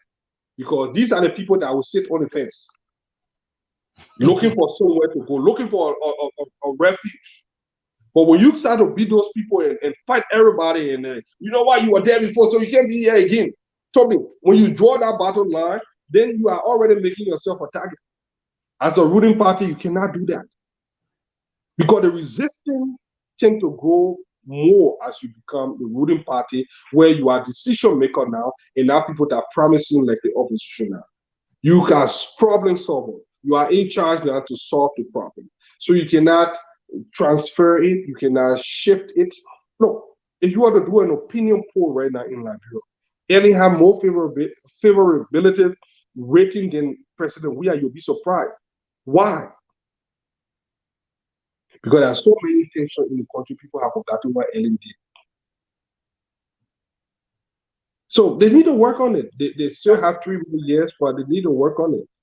Yeah, and politically, that it favors it favors Hall because when people they were saying him to be alternative, and that did not happen. But this here too, it does not just only go to the. I mean, it's kind of vice versa. The establishment, the opposition, people that are talking to them. What is some feedback? People that are talking for the opposition, their message is kind of, I don't know. It's not the opposition is confused. Look, it's not convincing. It's not even convincing. Who cares about those nonsense? Look, I went to you go to Liberia. People are bored. They look for entertainment. Like I say, in this media business, they have to entertain them. They say the truth sometimes, they mix it up with fantasy. But people are bored in their personal life. So people go for the entertainment. So that's the reason why you will have your show. You probably have 100, 200, 300, and someone that have more acting and sensationalizing and entertaining and causing battles and one causing dramatizing the thing. More people tend to listen to the whole racial thing because they go there for the entertainment. They kind of keep that day going. The people don't have time to show the special prayer to listen to something very serious. Wow. Listen to economic debate, listen to all this thing. They're too much for the brain process. They just want to sit down and so they go for this thing. So if the opposition using that as a tactic and think that it is changing the trajectory on the ground, no, it is not. It's not changing anything on the ground. Honestly, if you ask my opinion, and I think it's wrong. I think just all those stupid, you will sit down and give credence to those kind of broadcasts. All right. Yeah. Okay. I'm not sure. Okay. What, Mr. Fadiga, we're going to leave it here today. I want to thank you so much. Somebody said here that there are lots still we need to know. Hopefully, at some point in time, as we move along. We can let all out of the bag today, though, obviously. But I want to thank you so much for taking up your time for us to have this conversation. Yeah, I don't know why the sound is so bad off today for some No, I reason. can hear you clear though. You're clear. Yeah, the audience they said the sound is bad. I don't know why. I don't know why. But I want to thank you so much for being here today and looking forward. People, your fans, they said they are looking forward to seeing you back on air. I'm coming soon. I got some business. I'll be in Africa. I'm moving to Africa. I won't be in Liberia. I'll be in the South region between Liberia, Guinea, Sierra Leone, and Senegal. My business will be around that area. So I will be in the South region when I get settled in for the next month. I'll be going. When I get settled in, hopefully I'll try to do one or two podcasts to report what is on the ground. But for now, I mean, I'm still laying low and observing things, and I mean, you guys are doing great. I see you got the platform, you got some new technology out there. But just keep doing what you're doing. For some of us that was running into this thing, it's sad. Too much noise, unnecessary noise. We're not understanding each other. Not listening to each other. We need to take a step back and get back to the drawing board and decide what we want for Liberia. What kind of Liberia do we envision for ourselves and our children? Is it the same one that the CDC is giving us? Is it the same one that the LN gave us? Is it the same one that the Two Party or the MPP or the NDP gave us? What do we want? What different? I was just in Ghana. I was in Ivory Coast. I went to Gambia. These countries, Guinea, they are leaving us behind. Some basic things that are supposed to already be in Liberia not there. You can blame the war in every morning for decades. We need, they are any kind of Liberia. We have doctors, oil, pilot, everything. We need to tap into those things and stop tapping into the least among us to lead us. We need to tap into our people. Look at the healthcare system. So we have a lot that need to be done that is beyond politics. I see healthcare worker or just demonstrating and fighting. I mean, it's sad. But those should be our priority. Rather than lawmakers taking on these money home, it should be our priority. There is no reason why lawmakers should be put in back. There is no reason whatsoever. But this is where we find ourselves. So you can either choose to get it right moving forward, or then do anything goes politics thinking that we'll get there, we change it, and it was not going to change. It has been proven that once they get there, it doesn't change. We're just going to reveal that we have people with corrupt mindset that have taken over power, and they're going to abuse that country again. So it's not a movement for how we get there and the standard that we set moving forward. And that's what we need to start working on. Okay, toward Fadiga, I want to thank you so much, and we're going to have it again at some point in time down the road, probably before you leave. I still need to know more. I still need to hear more. Hala 2 hour conversation really went ahead. Thank you so much. No problem. Thank you, man. Bye-bye. Okay, well, folks, I was sincere apology for those of us getting the feedback that the sound is well, sometimes that's how these technology works. But I want to thank you so much. Let's see here.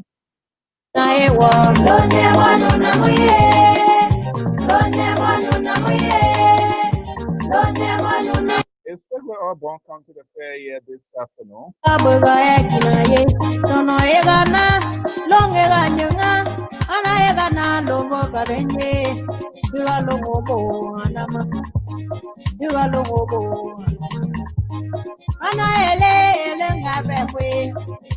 need a former mayor of George from Bon County, somebody to really give me the interpretation of this music. I don't know the meaning of it, but the beat is quite inspirational. And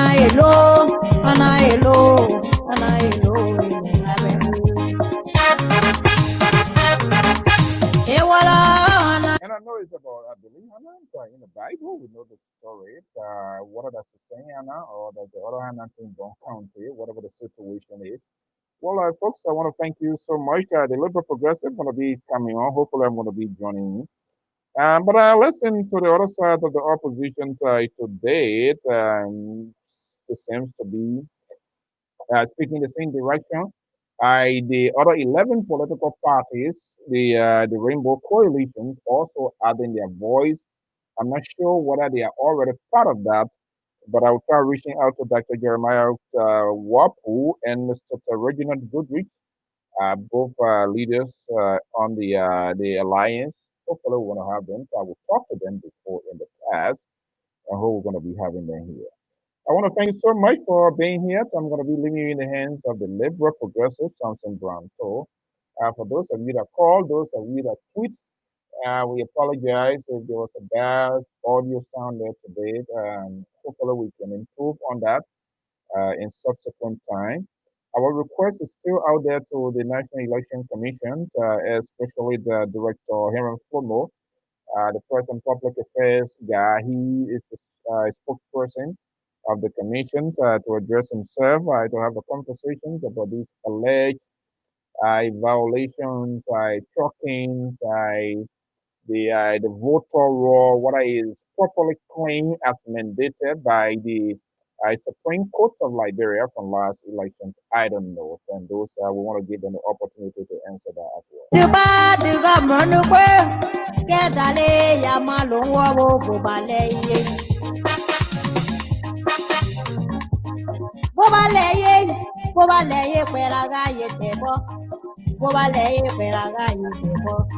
Yamreyo, Yamo Papa Lemima, Malone Bovale Yanga, Yamre Papa Vale Yanga, Yamre Papa Vale Yanga, Redanga Delu Molebo, that Danga Badungama Yamodia, Dead Yake Yabalungwawe, Yano Wabo Vale Yanga, Yano Wabo Vale Yanga, Peragaya Debo. well. That's Bon County. We're taking you this event. That's how we're going to bring the curtain down. And what we can say from what we're saying, following the politics in Liberia, not as of recent, I, I still there is no definitive change. If the opposition cannot conduct herself as it should be, there will be a problem. So they are giving government layers. Government too is kicking the can down the road, try to fire over 9,000 health workers who are not playing. So you must be in the position to compromise, to sit around the table and sort out and be able to prioritize what needs to be prioritized. It's so bad. And that's what we are saying. And for folks that are in the opposition now, that are not even speaking out, well, President Weah, he as an individual, I don't know his, but when there are certain places when you occupy political office, it's huge. You have so many advisors, and you have the bad ones, and the good ones are in a minimum number. As a result, the bad ones outweigh them. So when the president or whoever wants to take decision, those people's decision becomes more like it takes preeminence. So that's the problem. And that's what we are having in Liberia. Is the president not aware of all that is going on? Can he call these people or the Minister of Health or those that are in the authority to sit with them? Or you see Eugene Fagon, there's other folks, they are coming out, other people looking for jobs. Yes, it's true, other people looking for jobs, but you have people already that are trained, working, and they are not getting what allegedly they are not getting, and you fail to call them around the table to sort out it, to come to a compromise. It's a give and take. So most of these things, they also becomes like a little alligator for themselves. They allow these things to come out. And I'm quite sure it is not an overnight scenario. Those things start happening little by little. But because of national government or those who already have the ears of the president, to send this thing out and call them to say, okay, we need to get this. We need to reach a peaceful settlement. People can cut deals. But everybody seems to show authority. Everybody seems to exert authority or the think that they love the president so much that they more than their country. And I don't think that's what the president wants. And part of that is because these people do not stand up for the right thing. And because the president too is not standing up, then of course we have to cast the blame.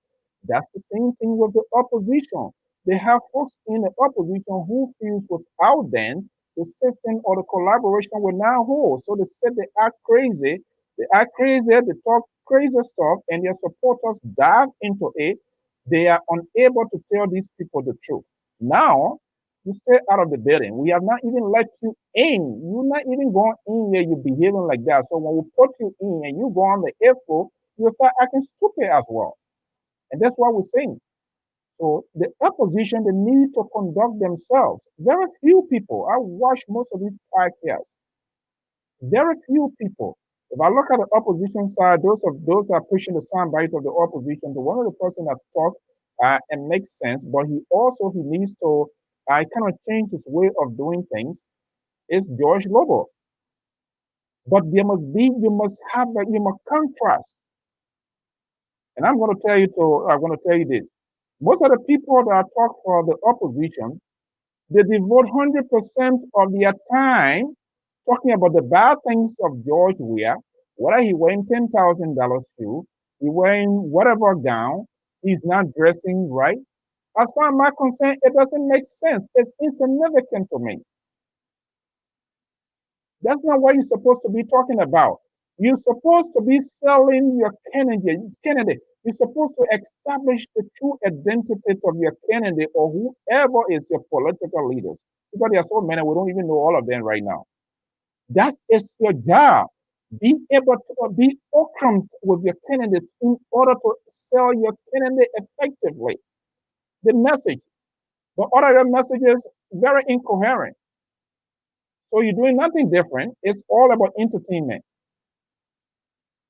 But you need to pivot in the public relations aspect. The public relations aspect will more or less, it focuses on selling your candidate, the ideas of your candidate, how your candidate is going to do it differently. You draw the contrast, you contrast between the person that is there and that of your candidate, and you present the alternative. So I listen to most of them, the male, female, they come on podcast and they make flower. They call names.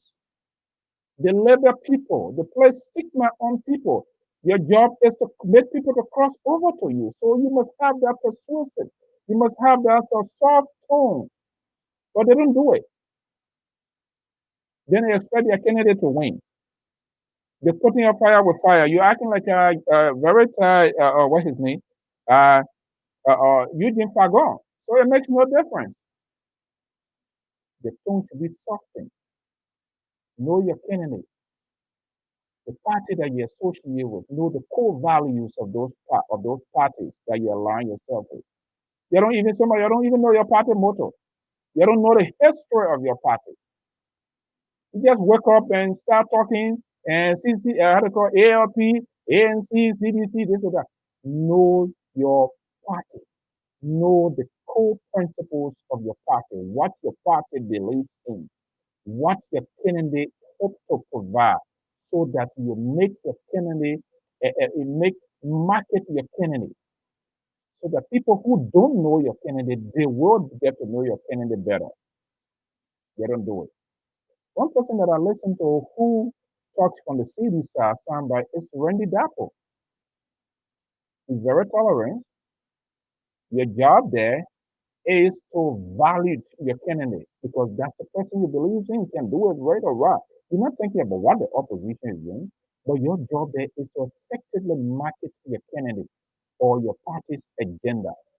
That's one of the person who does it rightfully. Whether he's doing it right or whether the party is doing it, that's a two different things. But most of the time, season. And you reference what they call the CDC purple agenda. He's talking the message, the government being the implementer of what he's talking, they are two different things. But I'm speaking in the context of his ability to follow to what his party, someone that he supports, or the government that he supports, what they are trying to do, his ability to articulate that message. But you see, order they come over and they turn to, as politicians, they turn to political satire. and you expect things to happen. And you have the opposition who have their entertainer, and because they move by the weight of the crowd. And remember, that's not the number that's going to translate that into votes. What's going to happen is the message that you're going to send and how you're going to sell your candidate, sell your party, the agenda, things that you hope your party, if they win the election, things that they're supposed to prioritize. You're supposed to know all of these things before you sit and start talking to somebody. And you don't even know the history. You don't know some of these critical things. So as the result, of somebody who is a critical thinker like myself, and you have in your podcast, when the person calls in to make a contribution, when he or she has an opposing view to what you are saying, the only alternative you left with is to cut that person off because you either see, depending what the platform the person lands on, you either see that person as an opposition or government opposition, then you hear the bunch of followers cutting off, cut her off, she's saying nonsense. Because all of you are intolerant, you are insensitive. We are not talking about your personal homes, we are talking about a sovereign country that is 173 years old. And you have a divergence of views within. People from Grand Gita, people from Sano, people from Maryland, people from Lofa, people from Bonn. Those who don't even know their own origin, they are all there, but we are all Liberians. Do you expect those people in an instant to agree with you? I don't think so. Until the opposition, the government folks who profess to be articulating the government or the opposition message can be a good listener and pick up the positive signal, and so that next time when they come in to have their podcast, they can dwell on the experience and those concerns and translate that, they will be fine. But are you doing the same thing? You want me to vote for you to be a leader, and you there you're cursing. Am I stupid? I'm not stupid. And your tone is not softened. You're not giving me any assurance, any guarantee. You are behaving irresponsible. You lack the political will. You lack the tolerance. I don't see international community sitting with you to have a conversation. I will not see donors respecting you if you even become a leader. If you do not have that political persuasive mind to change, to be a game changer. That's what all of you do. And it is unfortunate. Our country, it is why it is.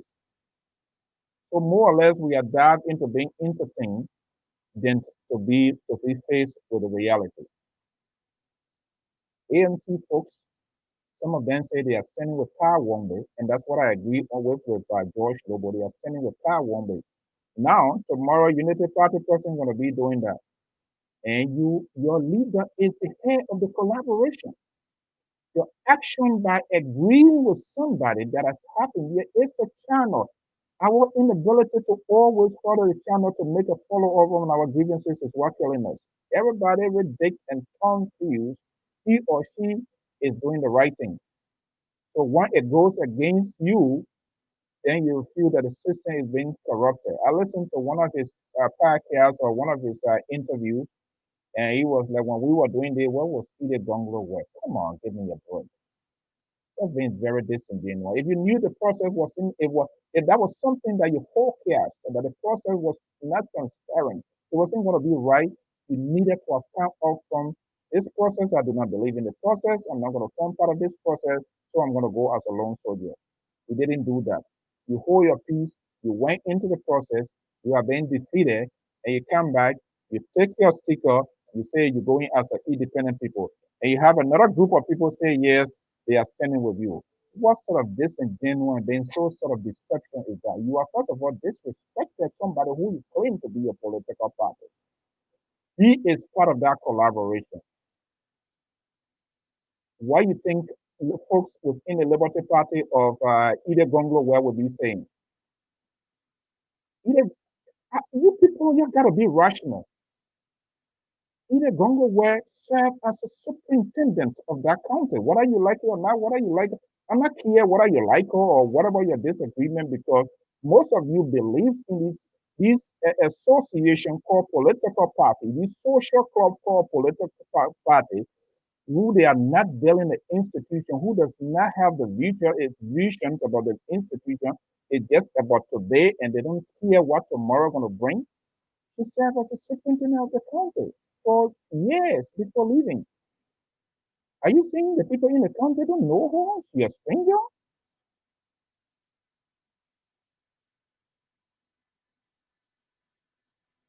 And you expect the collaboration to hold, and the leaders cannot even come out to take a definitive position. That's a disgrace. It speaks to it tells me that you can't take decision for yourself. That's why it's just gonna tell me too. It just tells me that you can't take hard decision because somebody that was your is doing that and nobody can come out to say no, this is not right, then it's starting.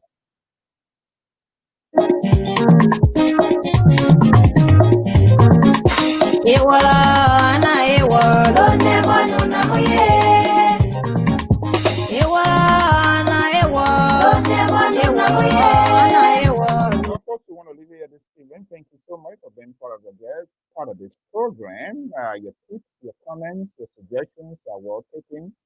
Unfortunately, on this network, we don't necessarily tell people what they endeavor to hear, what you anticipate hearing, whether you are from the opposition, you are from the government, or whatever. I will honestly speak what you need to know and what you need to hear. That's the bizarre things about all, and sometimes people don't agree with it, which is okay.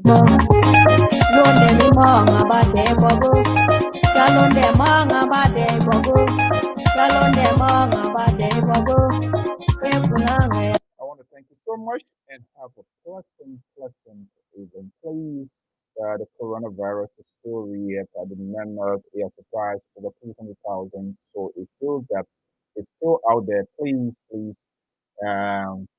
take all necessary precautions. Observe protocols. Get your hands washed. Always do common sense. Take a common sense approach.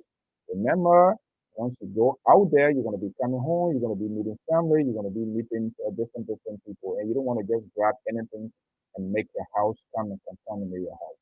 So please don't be like our mentor Donald Trump, who says it's nothing. People sick and tired of wearing masks. In fact, it's affecting. It's still real. People are dying, and that's the scientific data we are following. So you have to play yourself. You have to play yourself that part to also to make your people, your family safe. Life is precious, you know. So I don't think you want to do anything to jeopardize yourself, other people, and even your family. Until then, have a pleasant evening from the fun doing so. I want to be back here tomorrow. All things considered, if all goes well, we're going to be having another individual here where we're going to discuss. Thank you so much. Have a pleasant evening.